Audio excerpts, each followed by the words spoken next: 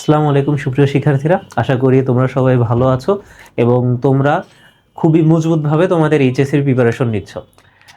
সেই ধারাবাহিকতায় আজকে তোমাদের সামনে উপস্থিত হয়েছি এইচএসসি সেকেন্ড পেপার পৌরনীতি ও সুশাসন বা সিভিক্স অ্যান্ড গুড গভর্নেন্স, বা এক কথায় পৌরনীতি বা সিভিক্সের দ্বিতীয় পত্রের প্রথম ক্লাস নিয়ে, দ্বিতীয় পত্রের প্রথম অধ্যায়ের ক্লাস নিয়ে।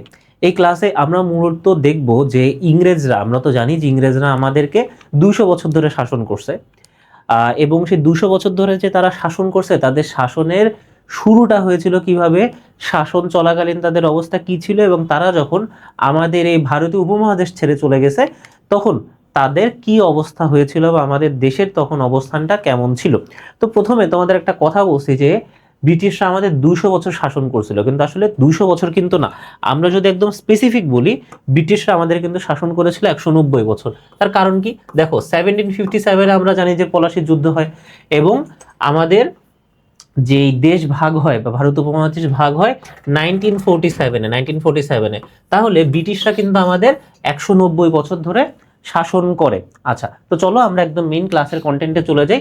যে ভারত উপমহাদেশে ব্রিটিশ শাসনের পটভূমি, মানে তারা যে আমাদের এই ভারত উপমহাদেশ শাসন করেছিল, তাদের আগমনটা কেমন ঘটেছিল এবং সেই সময়ে সামাজিক বিশেষ করে রাজনৈতিক অবস্থানটা কেমন ছিল।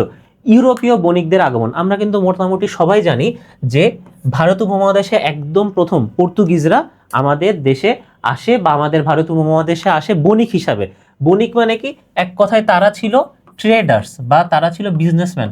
তার কারণ কি, তারা তাদের দেশের পণ্য এই ভারত উপমহাদেশে নিয়ে আনতো, এবং ভারত উপমহাদেশে এমন পণ্য তারা তাদের দেশে নিয়ে যেত বা তাদের অঞ্চলে নিয়ে যেত যেটা সেই অঞ্চলে বানানো হতো না বা উদ্ভাবন হতো না কিংবা তৈরি হতো না, আচ্ছা, বা চাষ হতো না।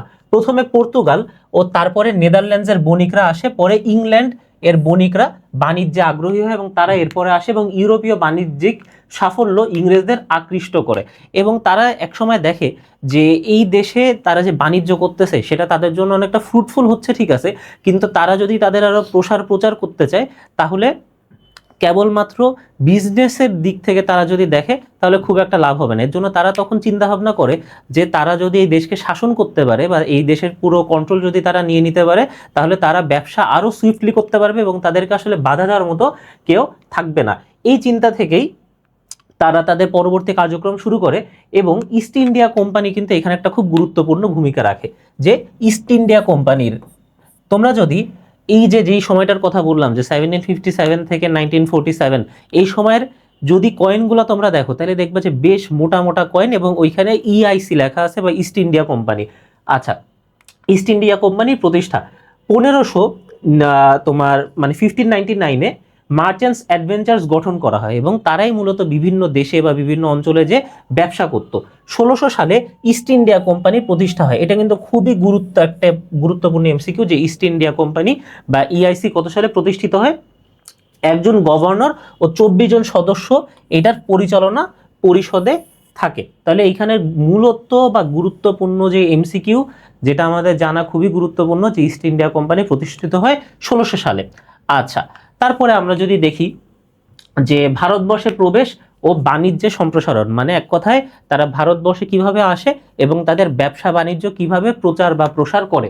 1601 সালে কোম্পানির ভারতবর্ষে আগমন ঘটে। তাহলে দেখো বিষয়টা কিন্তু একটু কনফিউজিং, যে ইস্ট ইন্ডিয়া কোম্পানি ফর্ম হয় বা তৈরি হয় বা গঠন করে 1600 সালে, আর ইস্ট ইন্ডিয়া কোম্পানি ভারতে আসে কত সালে, ভারতে আসে 1601 সালে, মানে 1 বছর পরে। সম্রাট জাহাঙ্গীর, এই যে দেখো খুবই গুরুত্বপূর্ণ একটা এমসিকিউ, যে সম্রাট জাহাঙ্গীর 1613 সালে সুরাটে কুঠি স্থাপনের অনুমতি দেয়। এই যে দেখো এটা কিন্তু সেই সময় সুরাটের একটা চিত্র, মানে ফটোগ্রাফ না, জাস্ট ছবি আঁকা। আচ্ছা, তাইলে এটা কিন্তু খুবই গুরুত্বপূর্ণ একটা এমসিকিউ, কেবলমাত্র তোমাদের জন্য এইচএসসি লেভেলে না, অ্যাডমিশনে গেলেও কিন্তু এটা খুবই গুরুত্বপূর্ণ একটা এমসিকিউ। এবং পর্যায়ক্রমে মুসলিম পট, তারপরে হুগলি, কাশিম বাজারে বিভিন্ন স্থানে তারা তাদের বাণিজ্যিক কুঠি স্থাপন করে। এবং এটা দেখো, এটা কিন্তু ভারতীয় উপমহাদেশের কথা বলতেছে বা মেন ভারতের কথা বলতেছে, কিন্তু আমাদের এই অঞ্চল মানে যেখানে আসলে বাংলা ভাষায় কথা বলা হতো, মানে পশ্চিমবঙ্গ, কলকাতা বা এই বাংলার হিসাবে এখানে আসতেছে যে বাংলায় বাণিজ্য সুবিধা। 1651 সালে শাহ সুজা বিনা শুল্কে বাণিজ্যর অনুমতি দেয়। এইটাও কিন্তু আরেকটা খুবই খুবই খুবই গুরুত্বপূর্ণ একটা এমসিকিউ বা তথ্য। পরবর্তীতে শায়েস্তা খান নৌঘাঁটি স্থাপনের অনুমতি না দিলে তাদের মধ্যে সংঘর্ষ বেঁধে যায়। আচ্ছা, তারপরে মুঘলদের সাথে সংঘর্ষ তাদের কিভাবে হয় আমরা দেখি যে 1686 থেকে 1688-এ কোম্পানির আক্রমণ করে কোথায় কোথায় করে, এই যে দেখো বলেশ্বর, হুগলি এবং এই আমাদের বাংলাদেশের চট্টগ্রামে তারা আক্রমণ করে এবং মুঘলদের কাছে কোম্পানির পরাজয় হয়, মানে পরাজয় ঘটে মুঘলদের কাছে ইস্ট ইন্ডিয়া কোম্পানির। তারপরে তারা কি করে, তারা নতুন চুক্তি ও পুনরায় বাণিজ্য অধিকার স্থাপন করতে যায়। মানে একবার তারা যে পরাজিত হয়েছে ঠিক আছে, কিন্তু তারা কিন্তু থেমে যায় নাই। 1690 সালে মুঘলদের সাথে তাদের এক প্রকারের সন্ধি হয় বা এক কথায় চুক্তি হয় এবং বার্ষিক করের বিনিময়ে বাণিজ্যর অধিকার পায়। মানে বর্তমান সময়ে আমরা যেরকম ট্যাক্স দেই বা যারা ব্যবসা করে তাদের যেরকম ট্রেড করার জন্য যে ট্যাক্স দিতে হয়, ঠিক একই রকম ভাবে ব্রিটিশরা মুঘলদের সাথে একটা চুক্তিবদ্ধ হয়েছিল যে আচ্ছা ঠিক আছে আপনারা আমাদের ব্যবসা করতে দেন, আমরা বার্ষিক বা বছর শেষে আপনাদের এই পরিমাণে কর বা ট্যাক্স দিব। এবং জব চার্নক সুতানটিতে কুঠি স্থাপন করেন। এইটাও কিন্তু আরেকটা খুবই গুরুত্বপূর্ণ এমসিকিউ। এই যে জব চার্নকের নামটা তোমরা অবশ্যই মনে রাখবে। তারপরে 1717 সালে ফরমান ফোররুক শিয়ার কোম্পানিকে বিনা শুল্কে বাণিজ্যের বিস্তৃত সুযোগ দেন। বিনা শুল্কে মানে তুমি ব্যবসা করো, আমার দেশের উন্নয়ন করো, তোমার ব্যবসার উন্নয়ন হোক, আমাকে আলাদা করে তোমার শুল্ক বা ট্যাক্স দেওয়ার কোনো দরকার নেই।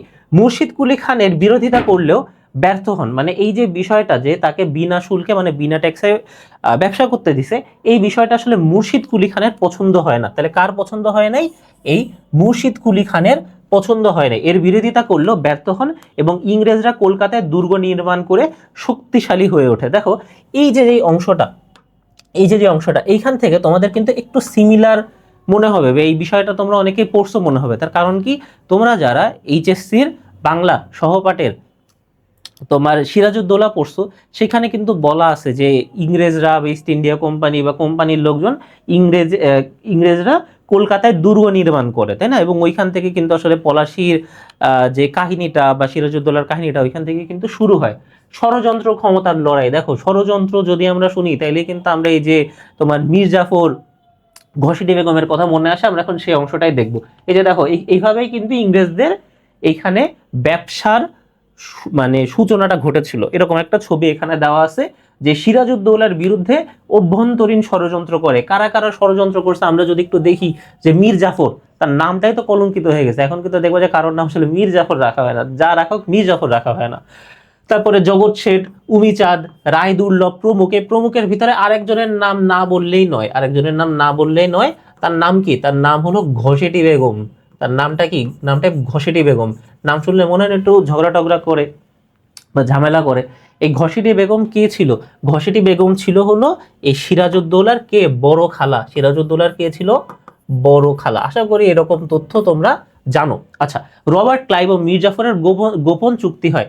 এই যে ইংরেজদের পক্ষ থেকে রবার্ট ক্লাইভ আর মীর জাফরকে আসলে রবার্ট ক্লাইভ একটু ভূগোল বুঝায়, এবং কিছু কিছু ক্ষেত্রে তোমার মীর জাফর ক্ষমতা লোভীও ছিল।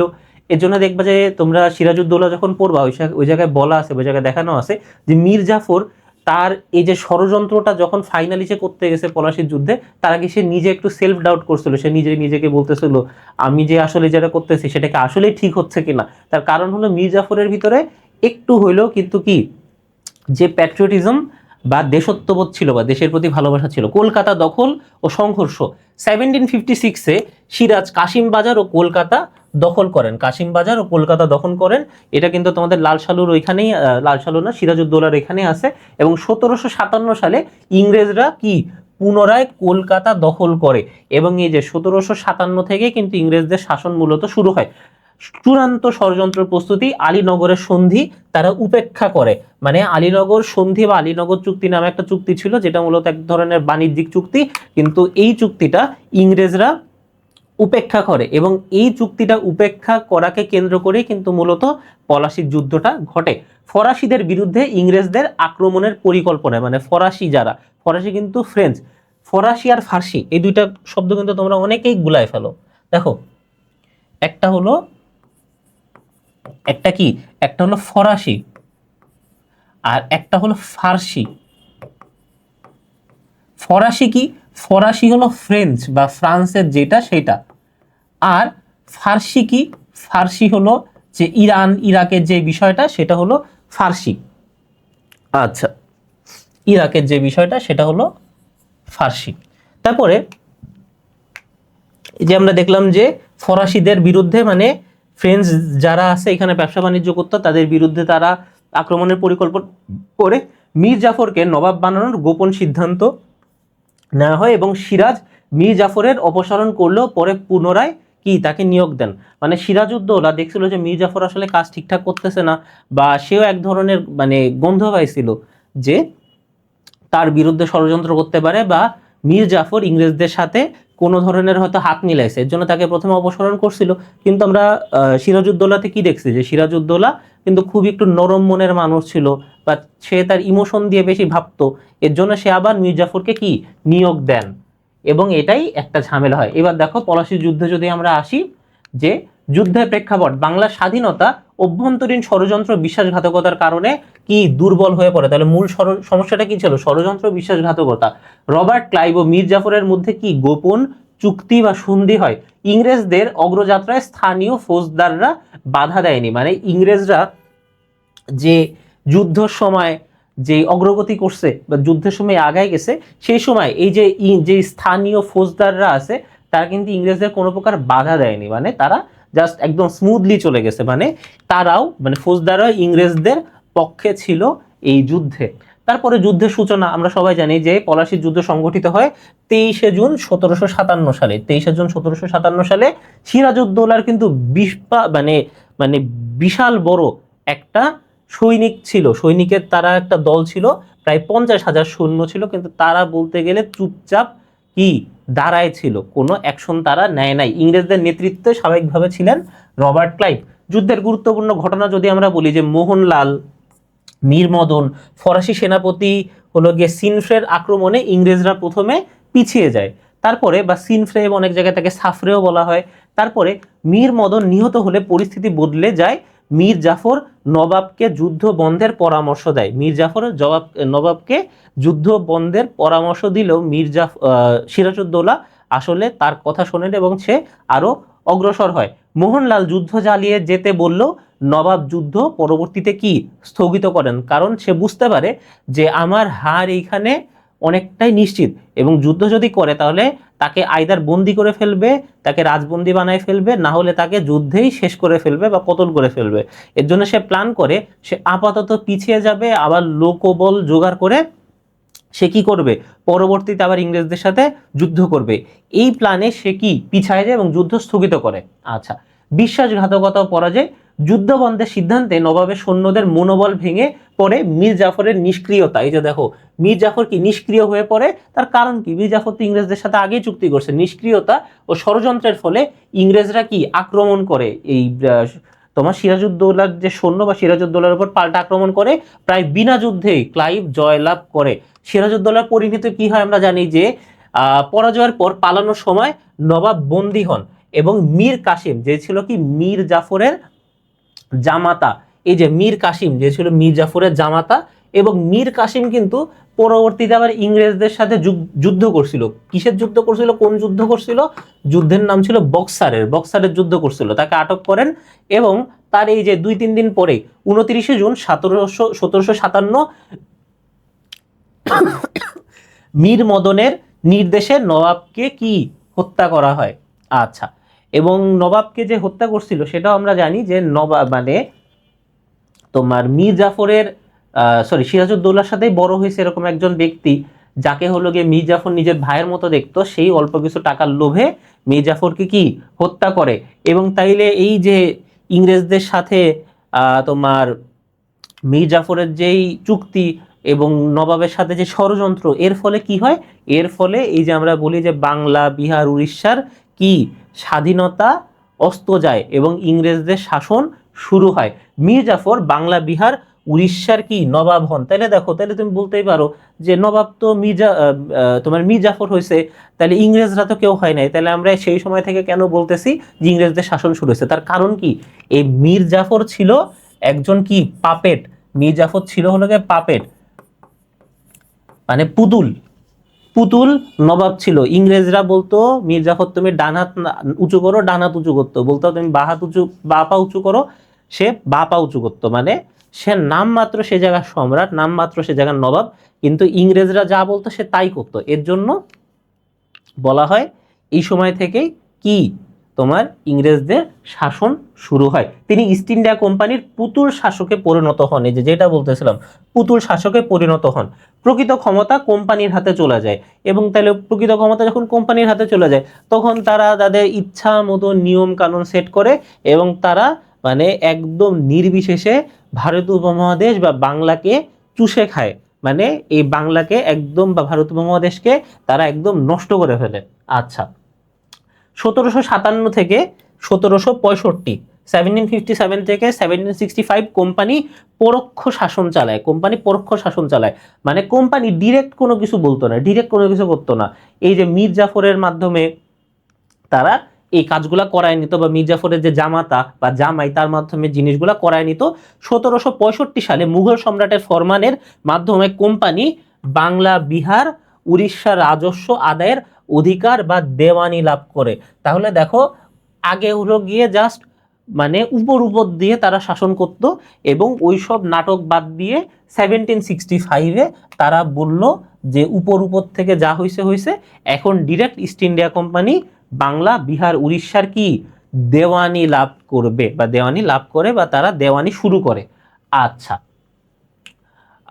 তারপরে আমরা যদি দেখি, ওকে, তাহলে ভারতীয় কাউন্সিল শাসন। তাহলে দেখো, এতক্ষণে আমরা দেখলাম যে ইংরেজরা আমাদের এই দেশে বা এই অঞ্চলে শাসন কিভাবে শুরু করছিল। এখন আমরা দেখব যে তারা যখন আমাদেরকে শাসন করত তখন বিষয় বা অবস্থাটা কি ছিল। এখান থেকে মূলত যেখান থেকে শুরু হবে সেটা হলো সিপাহী বিদ্রোহ থেকে শুরু হবে। সিপাহী বিদ্রোহ থেকে বিষয়টাকে আমরা মূলত দেখা শুরু করব। সিপাহী বিদ্রোহ যেটা হয়েছিল 1857 সালে, এর ফলে ব্রিটিশ শাসনে কি বড় পরিবর্তন আসে। এবং সিপাহী বিদ্রোহ নিয়ে যদি একটু বলি, তাহলে এটা মোটামুটি আমরা সবাই জানি যে সেই সময় সিপাহীরা কি করে, এক ধরনের বিদ্রোহ গড়ে তোলে, এবং এটাই ইংরেজদের বিরুদ্ধে কি ছিল, প্রথম সশস্ত্র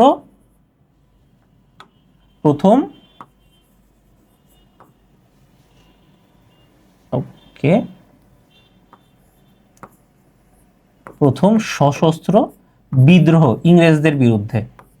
তবে যদি বলা হয় প্রথম ইংরেজদের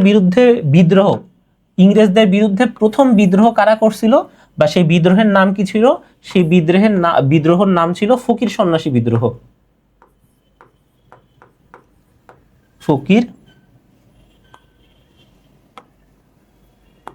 ফকির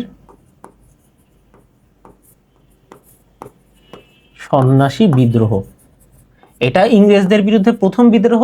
আর ইংরেজদের বিরুদ্ধে প্রথম সশস্ত্র বিদ্রোহ মানে অস্ত্রসহ বিদ্রোহ, সেটা করে হলো তোমার সিপাহী বিদ্রোহের সিপাহীরা।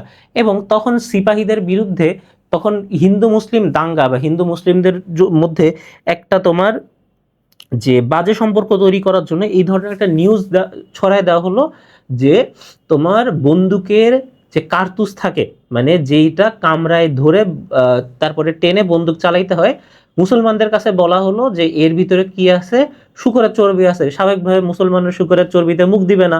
আর হিন্দুদের কাছে বলা হলো যে এর ভিতরে কিসের চর্বি আছে, গরুর চর্বি আছে। স্বাভাবিকভাবে হিন্দুরা গরুর চর্বিতে মুখ দিবে না। তখন হিন্দু মুসলিম দাঙ্গা শুরু হয়, এবং এক পর্যায়ে তারা বুঝতে পারে যে এটা আসলে এক ধরনের ব্রিটিশদের ষড়যন্ত্র। তারপর তারা একত্রিত হয়ে ব্রিটিশদের বিরুদ্ধে বা কোম্পানির বিরুদ্ধে তারা আন্দোলন করে, তারা সশস্ত্র বিদ্রোহ করে। পরবর্তীতে দেখলো যে না, এখানে আসলে তোমার আর কোম্পানি শাসন চলতে দেওয়া যায় না, তখন কোম্পানিকে সরাই দিয়ে রানী এখানে ডিরেক্ট শাসন করা শুরু করে। 1858 সালে রানী ভিক্টোরিয়ার ঘোষণায় ইস্ট ইন্ডিয়া কোম্পানির শাসনের অবসান ঘটে, বা এক কথায় কি শেষ হয়ে যায়, ভারতের আইন প্রণয়নের ক্ষমতা ব্রিটিশ পার্লামেন্টের হাতে ন্যস্ত হয়। মানে এই দেশের আইন কি হবে সেটা এখন নির্বাচন করবে বা ঠিক করবে বা প্রণয়ন করবে কারা, প্রণয়ন করবে ব্রিটিশ পার্লামেন্ট। আচ্ছা, ভারতীয়দের শাসন কার্যে যুক্ত করে শাসক শাসিতদের দূরত্ব কমানো ছিল আইনের প্রধান উদ্দেশ্য। তাহলে আইনের প্রধান উদ্দেশ্য কি, যারা আইন তৈরি করবে এদের ভিতরেও ভারতীয়দের রাখা। তাহলে ভারতীয়রা লেফট আউট করবে না, বা তারা লেফট আউট ফিল করবে না, মানে তারা নিজেদেরকে মনে করবে না যে না আমরা তো দূরে আছি, বা আমাদের উপর যেসব আইন আরোপ করছে আমাদের কাছে শুনে তো সেগুলা করে নাই, আমাদের কাছ থেকে কোনো পরামর্শ নেয় নাই বা কোনো কিছু নেয় নাই, এরকমও না। আবার ইংরেজরাও তখন, বা তখন যে রানীর শাসন যখন শুরু হয় তখন রানীও একটু সফট কর্নার ছিল এই অঞ্চলের মানুষের উপরে, বা যেই রিসেন্টলি যেটা হয়েছিল সেও চাচ্ছিল যে এই অঞ্চলের মানুষের উপর যে আইন প্রণয়ন করা হবে সেখানে যেন তোমার এই অঞ্চলের মানুষের একটু হইলেও উপকার হয়। এর জন্য ভারতীয় মানে ভারতীয় লোকদের এখানে কিন্তু আইন প্রণয়নের ভিতরে তাদেরকেও নেওয়া হয়।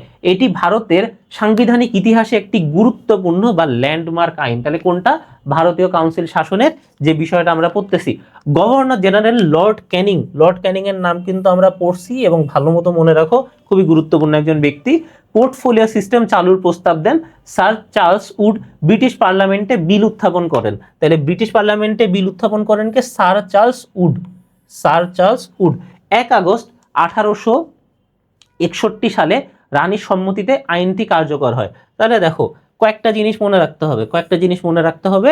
একটা হলো কত সালে উত্থাপন করে আর কত সাল থেকে আইনটি কার্যকর হয়। আইনটি কার্যকর হয় কিন্তু 1861-এ। আইনটি কার্যকর হয় কত সালে? 1861-এ। কোন তারিখে? 1 আগস্টে। আচ্ছা, তারপরে যদি দেখি যে 1861 সালের ভারতীয় কাউন্সিল আইনের 7টি প্রধান বৈশিষ্ট্য বা ক্যারেক্টারিস্টিক যদি দেখি, গভর্নর জেনারেল নির্বাহী পরিষদ, মানে এখানে গভর্নর জেনারেল নির্বাহী পরিষদ ছিল এবং তার আন্ডারে 5 সদস্য বিশিষ্ট নির্বাহী পরিষদ ছিল। তারপরে কি? আইনসভা সম্প্রসারণ, আইন পরিষদের সদস্য সংখ্যা বৃদ্ধি করে আগে যেখানে ছিল 6 জন, 6 থেকে কত করা হয়? 12 জন করা হয় এবং এর পরিধি বাড়ানো হয়। তারপরে ভারতীয় সদস্য অন্তর্ভুক্ত, এই যে যেটা তোমাদের আগেই বলছি, এটা কিন্তু খুবই গুরুত্বপূর্ণ। এটা মেমোরেবল মূলত এই কারণেই যেখানে ভারতীয়দেরও কিন্তু ইনক্লুড করা হয়। গভর্নর জেনারেলের ক্ষমতা বৃদ্ধি করা হয়। গভর্নর জেনারেল কি কি করতে পারে? এখন বিল অনুমোদন করতে পারে, কোনো বিলে বা কোনো বিষয়ে ভেটো দিতে পারে এবং গুরুত্বপূর্ণ বিল নিয়ন্ত্রণের পূর্ণ ক্ষমতা তার কাছে চলে আসে। তাহলে আগে তার কাছে কি ছিল? আংশিক ক্ষমতা ছিল, এখন তার কাছে পূর্ণ ক্ষমতা চলে আসে। আচ্ছা, পোর্টফোলিও পদ্ধতি প্রবর্তন, এই যে লর্ড ক্যানিং এর কথা আমরা দেখলাম, তাহলে প্রশ্ন কিন্তু আসতে পারে যে লর্ড ক্যানিং কোন তোমার সিস্টেম বা কোন পদ্ধতি উপস্থাপন করেন বা কোন পদ্ধতির আইডিয়াটা দেন, সেটা কি? পোর্টফোলিও পদ্ধতি। লর্ড ক্যানিং প্রশাসনের দায়িত্ব বন্টনের জন্য পোর্টফোলিও পদ্ধতি কি চালু করেন এবং বিভাগীয় পদ্ধতি চালু করেন, মানে অঞ্চলগুলোকে, প্রশাসনিক অঞ্চলগুলোতে বিভিন্ন বিভাগে ভাগ করা হয়। প্রশাসনিক কার্যক্রম দক্ষ করার জন্য বিভিন্ন বিভাগে দায়িত্ব ভাগ করে দেওয়া হয়। এই বিভাগ কিন্তু ঢাকা বিভাগ, খুলনা বিভাগ, রাজশাহী, চিটাগং বিভাগ এরকম বিভাগ না। বিভাগ বলতে আলাদা আলাদা ডিপার্টমেন্ট, যারা আলাদা আলাদা কাজে তাদের নিযুক্ত করা হবে বা হয়েছিল।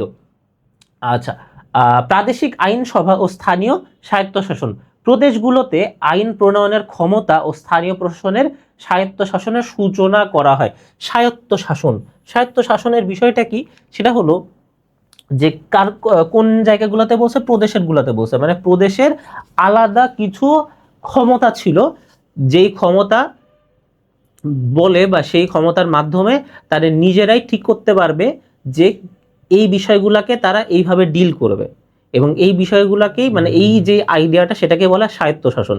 যদি এক্সাম্পল দেই, ধরো বাংলাদেশের 4টি ইউনিভার্সিটি আছে যেটা স্বায়ত্তশাসিত ইউনিভার্সিটি, যেরকম ঢাকা ইউনিভার্সিটি, রাজশাহী, চিটাগং, জাহাঙ্গীরনগর। তাহলে এই ইউনিভার্সিটির বেশ কিছু বা বলতে গেলে প্রায় সব ডিসিশন ইউনিভার্সিটি নিতে পারে, মানে সে স্বায়ত্তশাসিত, সে নিজের ডিসিশন নিজেই নিতে পারবে। কিন্তু অন্য ইউনিভার্সিটির ক্ষেত্রে যদি আমরা দেখি, তাহলে এখানে যদি কোনো গুরুত্বপূর্ণ ডিসিশন নেওয়া লাগে, তাহলে কিন্তু এখানে তোমার যে মন্ত্রণালয়, শিক্ষা মন্ত্রণালয়ের হস্তক্ষেপ লাগে বা শিক্ষা মন্ত্রণালয়ের বিষয়টা ডিল করে। তাহলে স্বায়ত্তশাসিতের বিষয়টা এটাই যে প্রদেশগুলা, মনে করো যে তোমার ওয়েস্ট বেঙ্গল একটা প্রদেশ আমি ধরলাম, তাহলে এই প্রদেশ যেহেতু স্বায়ত্তশাসিত ক্ষমতা আছে, তারা নিজেরাই অনেক ডিসিশন নিজেদের জন্য নিতে পারবে এবং অন্যের উপর এইভাবে রিলাই করার দরকার পড়বে না।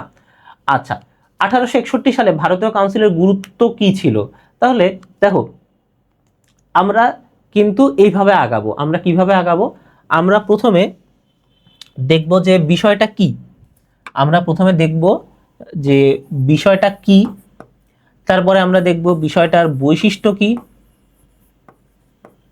বিষয়টার বৈশিষ্ট্য কি, এবং আমরা লাস্টলি দেখব বিষয়টা আসলে কেন গুরুত্বপূর্ণ। বিষয়টা আমরা দেখব যে বিষয়টা কেন গুরুত্বপূর্ণ, এবং আমরা এইভাবেই কিন্তু সামনের দিকে আগাবো। ওকে, তো চলো আমরা যদি আবার দেখি যে তাইলে এই 1861 আইনটা কেন গুরুত্বপূর্ণ। ইন্ডিয়ান কাউন্সিল অ্যাক্ট 1861 ভারতীয়দের প্রথমবারের মতো সীমিতভাবে শাসন ব্যবস্থায় অংশগ্রহণের সুযোগ দেয়, যেটা আমরা দেখলাম। এই আইনের মাধ্যমে ভারত প্রতিনিধিত্বশীল বা রিপ্রেজেন্টেটিভ শাসক ব্যবস্থার সূচনা করে। আচ্ছা, তারপরে লর্ড ক্যানিং এর মাধ্যমে পোর্টফোলিও বন্টনের ফলে ভবিষ্যতে ক্যাবিনেট পদ্ধতির ভিত্তি স্থাপিত হয়। এই যে এটা কিন্তু খুবই গুরুত্বপূর্ণ, এটা কিন্তু খুবই গুরুত্বপূর্ণ। আর ভারতীয়রা যে আসলে আইন তৈরি করতে পারবে বা তাদেরকে ইনক্লুড করে, এটা তো স্বাভাবিকভাবেই গুরুত্বপূর্ণ। 1862 সালে ভারতীয় অভিজাতদের আইনসভায় অন্তর্ভুক্ত করার মাধ্যমে ব্রিটিশদের প্রতি তাদের আনুগত্য বৃদ্ধি পায়। মানে তোমার ভারত উপমহাদেশের যারা অভিজাত ছিল, মানে যারা ছিল অ্যারিস্টোক্র্যাট বা এক কথায় যারা ধনী ছিল, তাদেরকে আইনসভার অন্তর্ভুক্ত যখন করা হয় তখন কি হয়, তখন এই যে ধনী যারা আছে তারা নিজেদেরকে এই বিষয়ে ইনক্লুডেড ফিল করে, এবং কি হয়, তারা পরবর্তীতে বা সেই সময় থেকে ব্রিটিশদের কোনো কাজে আসলে ওইভাবে বাধা দেয়নি। যার এক মানে অন্যতম একটা উদাহরণ হলো রবীন্দ্রনাথ ঠাকুর কিন্তু মানে একজন এলিট ছিল, একজন অ্যারিস্টোক্রেট ছিল, একজন ধনী ব্যক্তি ছিল, এবং তার সাথে ব্রিটিশদের কিন্তু খুব ভালো সম্পর্ক ছিল। এর জন্য দেখবা বেশিরভাগ ক্ষেত্রেই মানে একদম মেজর ইস্যু ছাড়া সেই সময় ব্রিটিশদের কিন্তু তিনি আসলে ওইভাবে কোনো সমালোচনা করেননি। আচ্ছা, লর্ড কার্জন এই আইনের বাস্তবায়নে সন্তুষ্টি প্রকাশ করেন এবং একে কার্যকর বলে উল্লেখ করেন। তাহলে কে করেন হলো লর্ড কার্জন। এই যে কার্জন হল আছে ঢাকা ভার্সিটির, যে কার্জনের নামে ওই লর্ড কার্জন। আচ্ছা, গুরমুখ নিহাল সিং এর মতে 1861 সালে ভারতীয় আইনসভা ইতিহাসে একটি ঐতিহাসিক বছর। তাহলে কোন বছরটাকে তিনি নির্ণয় করেছেন? 1861। এই যে 1861।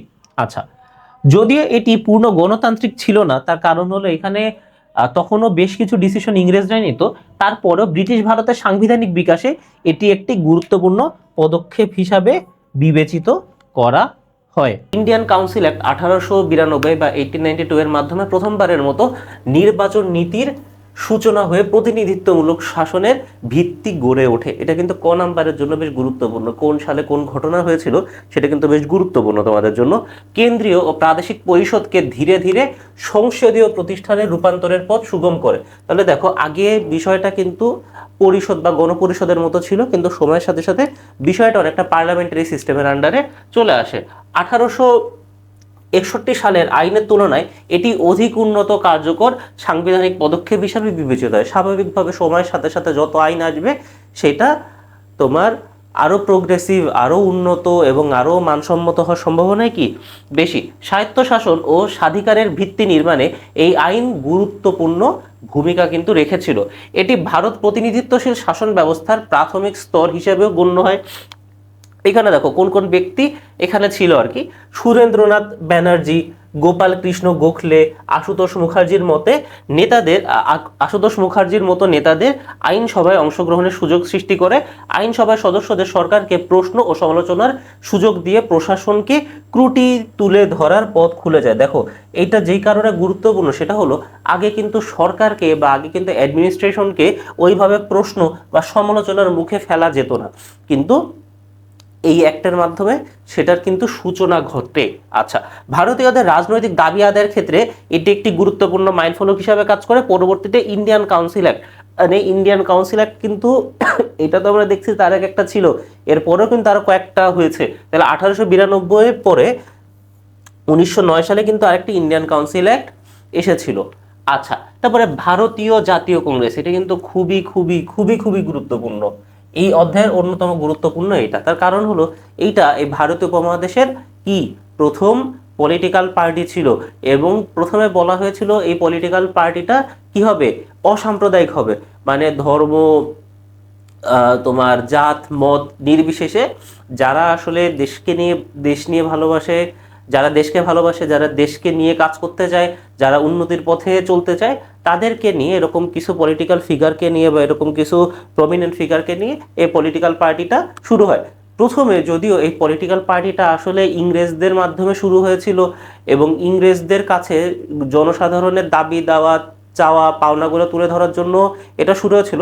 পরবর্তীতে দেখা যায় যে এই কংগ্রেসের ভিতরে অনেক চেঞ্জ আসে এবং যেই ইংরেজরা এই পলিটিক্যাল পার্টিটা শুরু করেছিল বা শুরু করতে সাহায্য করেছিল, এই কংগ্রেস কিন্তু তাদের দিকে আরো উল্টো কি প্রশ্নের হলো গিয়ে বান বা হলো তাদেরকে বিভিন্নভাবে সমালোচনা করে এবং ভারত যে স্বাধীন হয় এবং ইংরেজরা যে এই দেশ বা এই অঞ্চল ছেড়ে চলে যায়, ভারত উপমহাদেশ ছেড়ে চলে যায়, তার পিছনে অন্যতম একটা কাণ্ডারি ছিল কিন্তু এই ভারতীয় জাতীয় কংগ্রেস, যেটা কত সালে প্রতিষ্ঠিত হয়?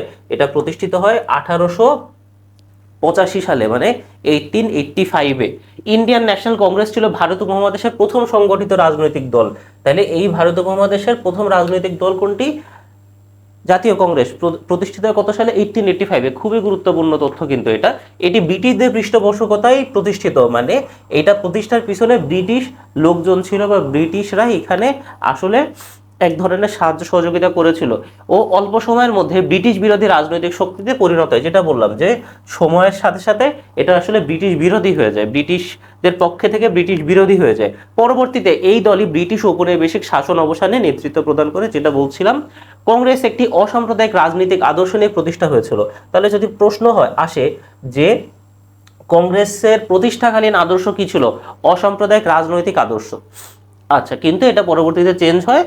এর প্রতিষ্ঠা ভারতীয় রাজনৈতিক সচেতনতা ও জাতীয়তাবাদের বিকাশে গুরুত্বপূর্ণ ভূমিকা রাখে এবং প্রতিষ্ঠাতাকালীন হলো এটা জাতীয় কংগ্রেসের, ভারতীয় জাতীয় কংগ্রেসের একটা ছবি, পরে একটু মনে হয় এআই দিয়ে মডিফাই করা হয়েছে। আচ্ছা, ভারতীয় জাতীয় কংগ্রেসের প্রতিষ্ঠার উদ্দেশ্য কি ছিল?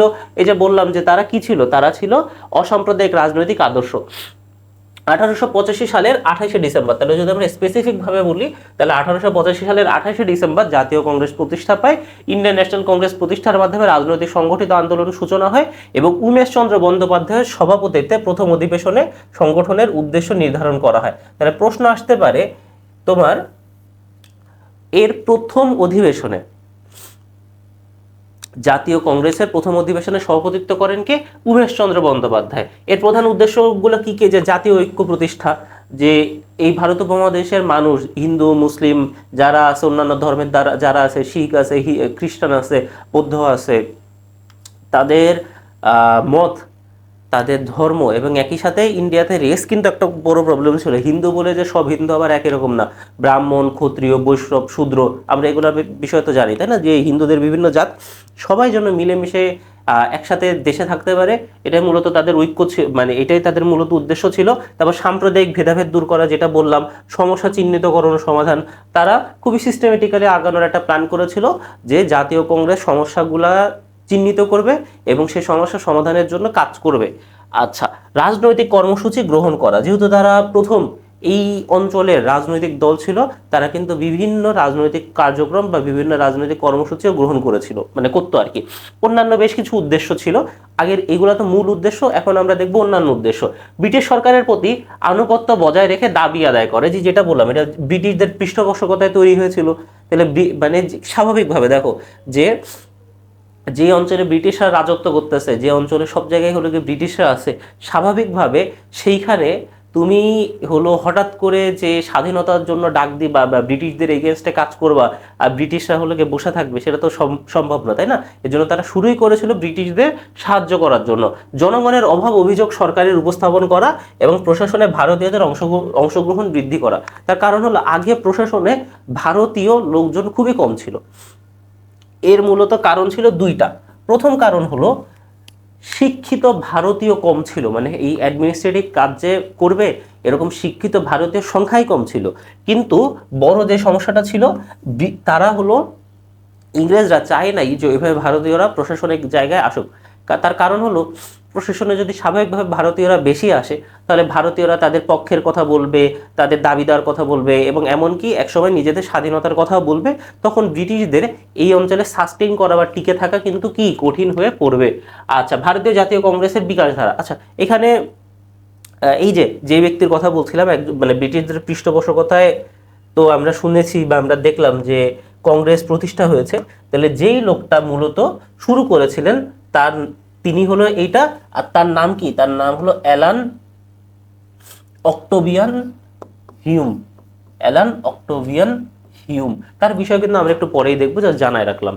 আচ্ছা, ভারতীয় জাতীয় কংগ্রেসের বিকাশ ধারা মানে সেটা কিভাবে ডেভেলপমেন্ট হলো আমরা একটু দেখি। প্রথমে প্রাথমিক পর্যায়ে আমরা জানি যে ইন্ডিয়ান ন্যাশনাল কংগ্রেস প্রতিষ্ঠার পর উদারপন্থী নেতারা শান্তিপূর্ণ আবেদন নিবেদনের মাধ্যমে দাবি দেওয়ার চেষ্টা করে।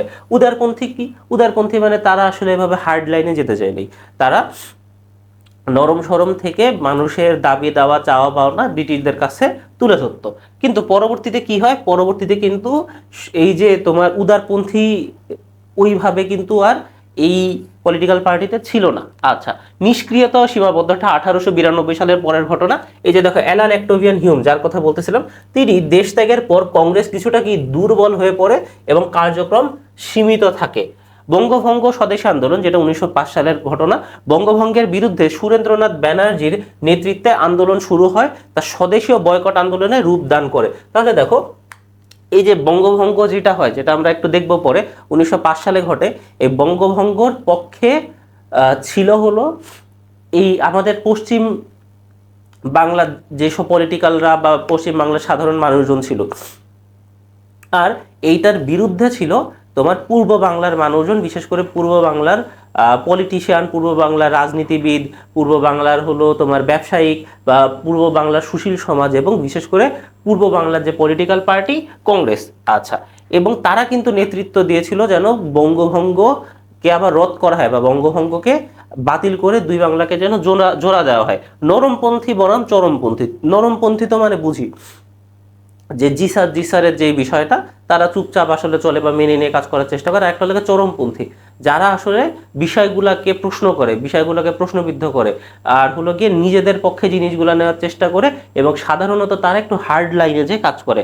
লালা লাজপত রায় প্রমুখ, মানে প্রমুখ মানে কিন্তু কোনো ব্যক্তির নাম না, প্রমুখ মানে ইত্যাদি, মানে লালা রাজপাই রায়ের মতো আরো বেশ কিছু চরমপন্থী উত্থান ঘটে এবং কংগ্রেসে গিয়ে বিভেদ সৃষ্টি হয়। স্বাভাবিকভাবে মনে করো যে একটা গ্রুপ অফ পিপলের মধ্যে বা একটা টিমের মধ্যে, একটা মনে করো যে কমিউনিটির মধ্যে যখন বিভিন্ন মতাদর্শের লোকজন থাকে, তাহলে মাঝে মাঝে সেইখানে হলো গিয়ে কি তোমার ক্ল্যাশ সৃষ্টি হয় না, দাঁড়ার ক্রিয়েট হয় না। আচ্ছা, বিভেদ সৃষ্টি হয়। তারপর চরমপন্থীদের দমন করার জন্য কি করা হলো? চরমপন্থীদের দমন করার জন্য একজন ব্যক্তিকে, যার নাম হলো বাল গঙ্গাধর তিলক, এই ব্যক্তিকে কি করা হয়? কারাবন্দী করা হয় এবং চরমপন্থী আন্দোলন দুর্বল হয়ে যায়। স্বাভাবিকভাবে মনে করো যে দেশটা ভারত হইলেও তো প্রশাসনিক জায়গায় সব ইংরেজরা, আবার সব ভারতীয়রাও যে ওইরকম ভাবে ইংরেজদের বিতাড়িত করতে চেয়েছিল, ইংরেজদের ওইভাবে প্রশ্নবুদ্ধ করার পক্ষেও তারা ছিল না। এর জন্য চরমপন্থীরা যে তোমার সব ভারতীয়দের কাছ থেকে সাপোর্ট পাইছে এরকম না। এবং যখন চরমপন্থীরা দেখতেছে যে আমরা অল্প কিছু চরমপন্থী আছি এবং আমাদের কাজের জন্য যখন আমাদেরকে ধরে নিয়ে যাচ্ছে, আমাদের আটক করা হচ্ছে, তখন তারা আস্তে আস্তে তাদের যে আন্দোলন সেটা সেই সময়ের জন্য কি স্লো ডাউন করে ফেলে এবং হোম রুল ও নতুন নেতৃত্বের আবির্ভাব হয়। তাহলে দেখলো যে তোমার জাতীয় কংগ্রেস যেটা, সেটা যে কারণে প্রতিষ্ঠা হয়েছিল সেইভাবে আর চলতেছে না। আমাদের যে মূল নেতা ছিল অ্যালান অক্টোভিয়ান হিউম, সেও চলে গেছে। আবার নরমপন্থী চরমপন্থীদের ভিতরে এক ধরনের বিরোধিতা শুরু হয়েছে। এই জন্য তারা কিছু হোম রুল সেট করে, মানে মূল রুল সেট করে, যেটার বাহিরে কেউ আসলে যেতে পারবে না, যেটাকে অনেক সময় গ্রাউন্ড রুলও বলা হয়। আচ্ছা, তিলক ও অ্যানি বেসান্ত হোম রুল আন্দোলন শুরু করেন এবং তোমার মহাত্মা গান্ধী কংগ্রেসে যোগ দিয়ে নতুন যুগের সূচনা করেন। তাহলে মহাত্মা গান্ধী একসময় কিন্তু জাতীয় কংগ্রেসের অংশ ছিল, পরবর্তীতে তিনি বের হয়ে আসেন আর কি। ভারতীয় জাতীয় কংগ্রেসের বিকাশ ধারা যদি আমরা দেখি, যে গণ আন্দোলনের বিস্তার 1920 সালের ঘটনা, অসহযোগ ও খিলাফত আন্দোলনের মাধ্যমে কংগ্রেসে গণভিত্তিক সংগঠনের পরিণত হয় এবং চিত্তরঞ্জন দাস ও মতিলাল নেহেরু স্বরাজ দল গঠন করে। এই যে স্বরাজ দলের যে বিষয়টা, এটা আমরা পরবর্তীতে আলোচনা করব। অসহযোগ ও খিলাফত আন্দোলনের যে বিষয়টা, সেটা আমরা পরবর্তীতে আলোচনা করব। তারপরেও যদি হালকা করে বলতে চাই যে অসহযোগ আন্দোলন মানে আর সহ্য করব না। কি সহ্য করব না? যে ইংরেজদের প্রোডাক্ট বা ইংরেজদের শাসন ব্যবস্থা, ইংরেজরা আমাদের এক কথায় যেভাবে চলতে বলতেছে, যেভাবে করতে বলতেছে, আমরা সেই জিনিসটা শুনবো না বা মানবো না। এটাই হলো এক কথায় অসহযোগ আন্দোলন। আর স্বদেশী আন্দোলন যেটা, ওইটাও মনে করো কাইন্ড অফ এরকম, যে আমরা নিজেদের দেশের পণ্য, নিজেদের বানানো পণ্য ইউজ করব। আর খিলাফত আন্দোলনের বিষয়টা কি? সেটা হলো যে যখন প্রথম বিশ্বযুদ্ধ হয়, তখন এই তোমার ইংরেজদের সাথে ইংরেজ ছিল মিত্রপক্ষ, ইংরেজ ছিল মিত্রপক্ষ। আর ওইখানে তুরস্ক ছিল কি, তুরস্ক ছিল অক্ষ শক্তি বা অক্ষপক্ষ, মানে তারা বিরোধিতা করছিল, মানে তারা দুই আলাদা টিমে ছিল বা আলাদা দলে ছিল। আচ্ছা, এখন ব্রিটিশরা যখন যুদ্ধ করতেছে তখন এই অঞ্চলের মুসলমানদেরও রিক্রুট করে প্রথম বিশ্বযুদ্ধে অংশগ্রহণ করার জন্য। তখন এই অঞ্চলের মানুষজনরা আসলে এই যুদ্ধে অংশগ্রহণ করতে চায় না বা সম্মতি দেয় না। তার কারণ হলো এই ব্রিটিশরা আসলে তাদের খিলাফতের এগেনস্টে, এই ব্রিটিশরা মুসলমানদের খিলাফত বা তুরস্কের এগেনস্টে যখন যুদ্ধ করতেছিল তখন তারা মুসলমানরা ভয় পাচ্ছিল যে তাদের খিলাফত হয়তো ধ্বংস হয়ে যাবে বা তাদের খিলাফত হয়তো তোমার হার্মড হবে, এর জন্য তারা আসলে যুক্ত হতে চায় না। কিন্তু ইংরেজরা বলে যে তোমরা আমাদের সাথে যুক্ত হও, কোনো সমস্যা নেই, আমরা খিলাফত নিয়ে কিছু করবো না, খিলাফত অক্ষুণ্ণ থাকবে। কিন্তু প্রথম বিশ্বযুদ্ধের পরে দেখা যায় যে ব্রিটিশরা হলো তোমার এই খিলাফতকে নষ্ট করার বা খিলাফত শেষ করার মানে একটা পায়তারা করে। তখন এই অঞ্চলের মুসলমানরা যখন দেখা যায় আসলে আমাদের তো বোকা বানানো হয়েছে বা তারা আসলে তাদের কথা রাখে নাই ব্রিটিশরা, তখন ব্রিটিশদের এগেনস্টে তারা খিলাফত আন্দোলন শুরু করে এবং এক পর্যায়ে খিলাফত আন্দোলন কংগ্রেসও সাপোর্ট করে এবং এটা অসহযোগ আন্দোলনের সাথেও কিন্তু মিশে যায়। তারপরে পূর্ণ স্বরাজ দাবি, জওহরলাল নেহেরু এর সভাপতিত্বে লাহোর অধিবেশনে পূর্ণ স্বরাজ ঘোষণা করা হয়। আচ্ছা, তাহলে কোন অধিবেশনে? লাহোর অধিবেশনে। কে ঘোষণা করে? জওহরলাল নেহেরু। নেতৃত্বের দ্বন্দ্ব ও নতুন দল, সুভাষচন্দ্র বসু কংগ্রেসের সভাপতিত্ব হওয়ার পরে, এই যে সুভাষচন্দ্র বসু কংগ্রেসের সভাপতিত্ব হওয়ার সময় ছবি, সভাপতিত্ব নির্বাচন হওয়ার পরে ফরওয়ার্ড ব্লক গঠন করেন। এই সুভাষচন্দ্র বসু তিনি মূলত একজন ছিলেন কমিউনিস্ট, তিনি মূলত একজন ছিলেন কমিউনিস্ট বা সমাজতান্ত্রিক, এবং কংগ্রেসের ভিতরে তিনি আলাদা একটা ব্লক তৈরি করেন, এবং বানান কিন্তু ভুল না, বানান কিন্তু এটা ফরওয়ার্ড ব্লক তৈরি করে, যারা মূলত একটু সমাজতান্ত্রিক মতামতের ছিল আর কি। ভারত ছাড়ো আন্দোলন, ভারত ছাড়ো আন্দোলনের মাধ্যমে ব্রিটিশ বিরোধী সংগ্রাম আরো তীব্র হয়, নাম শুনে বোঝা যাচ্ছে, এবং তারপরে স্বাধীনতা অর্জন হয় 1947-এ। ভারতীয় কংগ্রেসের কার্যক্রমগুলো যদি আমরা একটু দেখি, যে তাদের কার্যক্রমকে মূলত দুই ভাগে ভাগ করা যায়, তাদের কার্যক্রমকে মূলত দুই ভাগে ভাগ করা যায়। এক হলো রাজনৈতিক কার্যক্রম আর দুই হলো অর্থনৈতিক কার্যক্রম, আর এর বাইরে অন্যান্য কার্যক্রম তো আছেই। রাজনৈতিক কার্যক্রমগুলো যদি একটু দেখি, যে ভারত সচিবের পরামর্শ পরিষদ বিলোপ বা তাতে ভারতীয় সদস্যর অন্তর্ভুক্তির দাবি, মানে প্রশাসনিক পর্যায়ে ভারতীয়দের ইনক্লুড করার যে বিষয়টা, কেন্দ্রীয় প্রাদেশিক পরিষদে ভারতীয় সদস্য সংখ্যা বৃদ্ধির দাবি। দেখো সেম বিষয়। আইনসভা সম্প্রসারণ ও নির্বাচিত সদস্যদের সংখ্যাগরিষ্ঠ প্রতিষ্ঠার চেষ্টা, মানে ভারতীয়দের অন্তর্ভুক্ত করব সেটা তো ঠিকই আছে, তার পাশাপাশি তাদের সংখ্যাও বৃদ্ধি করতে হবে, তাদের সংখ্যাও বৃদ্ধি করতে হবে। টোটাল সরকারি চাকরিতে ভারতীয়দের যথাযথ নিয়োগ নিশ্চিত করার দাবি। আগে কিন্তু ওইভাবে ভারতীয়দের সরকারি চাকরিতে নিয়োগ দেওয়া হতো না, এবং সিভিল সার্ভিস এক্সামিনেশন, যেটা বাংলাদেশে বিসিএস নামে আছে, তোমার ইন্ডিয়াতে ইউপিএসসি নামে আছে, এই পরীক্ষাতে সিভিল সার্ভিস এক্সামিনেশনে ভারত ও ইংল্যান্ড একযোগে আয়োজনের দাবি, মানে এটা ভারতে হবে ইংল্যান্ডে হবে এরকম, এবং সেখানে তোমার ভারতীয়রা অংশগ্রহণ করতে পারবে বা তারা সিলেক্টেড হতে পারবে, এই বিষয়টাকে নিশ্চিত করা। বাজেট বিষয়ে আইনসভার ভারতীয় সদস্যদের ভোটাধিকার প্রদানের দাবি, মানে কোন অঞ্চল বা কোন খাত কেমন বাজেট পাবে, এখানেও কিন্তু ভোটাধিকারের একটা বিষয়কে তারা উত্থাপনের কথা বলেছিল কংগ্রেস। তারপরে অর্থনৈতিক কার্যক্রম যদি দেখি, যে দারিদ্র দুর্ভিক্ষের কারণ অনুসন্ধানে তদন্তের দাবি, যে এই অঞ্চলে কিন্তু বারবার বিভিন্ন দুর্ভিক্ষ হচ্ছিল এবং এই অঞ্চলের মানুষজনরা কি খুব হলো নিষ্পেষিত ছিল, এবং তারা মানে মানে বলে না যে পোভার্টি লাইনের নিচে, মানে বিলো পোভার্টি লাইন ছিল, তাদের অর্থনৈতিক অবস্থা খুব খারাপ ছিল। তাহলে এইটার কারণ অনুসন্ধানের দাবি জানায়। চিরস্থায়ী বন্দোবস্তের প্রসার রোধের দাবি, যাতে কৃষকরা জমি হারাতে না হয়। তাহলে আমরা তো জানি যে চিরস্থায়ী বন্দোবস্ত নামে একটা বিষয় ছিল, এবং এইটা কি প্রসার রোধের দাবি, মানে এটা যেন আর বিস্তৃত না করা হয় সেটার একটা দাবি তোলা হয়।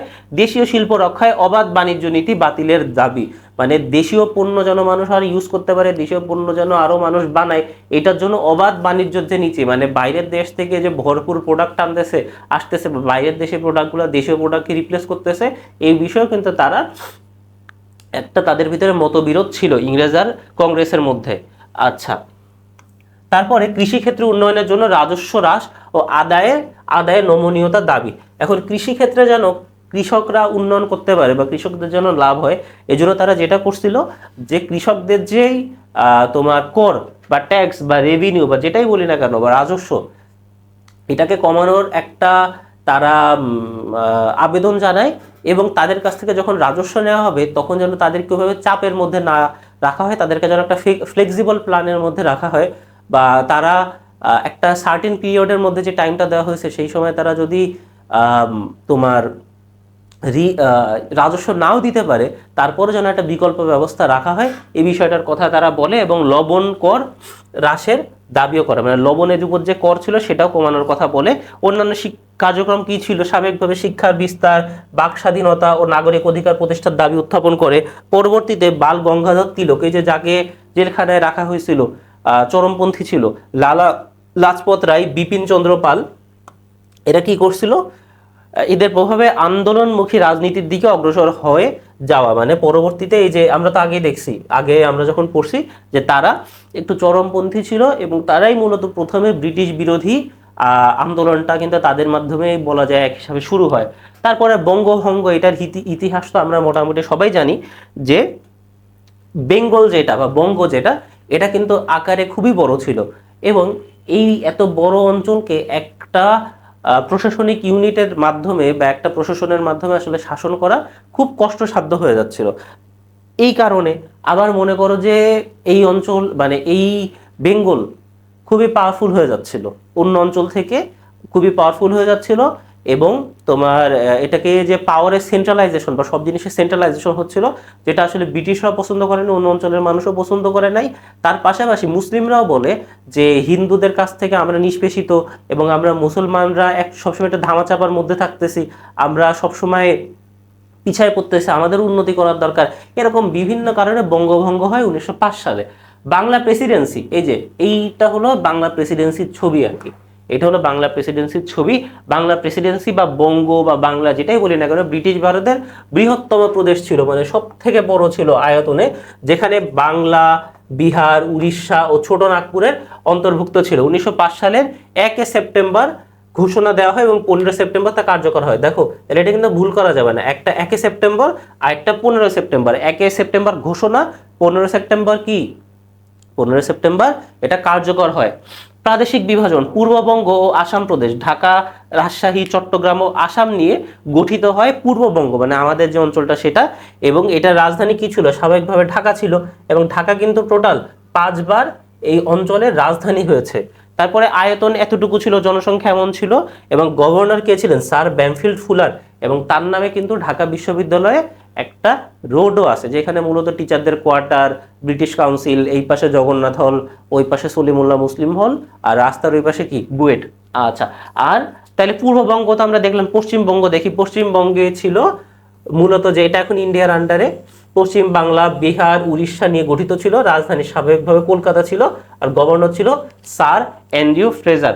এবং এটা সেই সময়ে যে মানুষজন পূর্ববঙ্গ থেকে পশ্চিমবঙ্গ বা পশ্চিমবঙ্গ থেকে পূর্ববঙ্গ যাওয়ার যে ছবি, এটা তারা এইভাবে ট্রেন যোগে বা বিভিন্ন মাধ্যমে যার যেভাবে সুবিধা বা যে যেভাবে পারছে সে হলো এলাকা ত্যাগ করে অন্য জায়গায় চলে গেছে।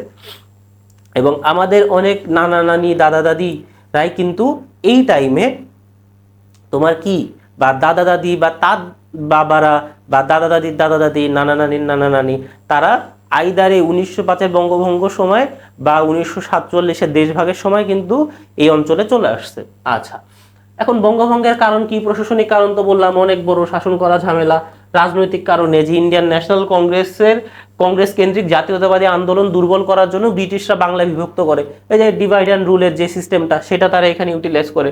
ডিভাইড অ্যান্ড রুলের বিষয়, সামাজিক কারণ, মুসলমানদের হলো স্বার্থ রক্ষা করার জন্য, বা মুসলমানরা একটু পিছিয়ে পড়ছিল, একটু না বেশ পিছিয়ে পড়ছিল, বা তাদেরকে হলো অগ্রগতি করার জন্য, এবং তারাও এক ধরনের চাপ প্রয়োগ করতেছিল।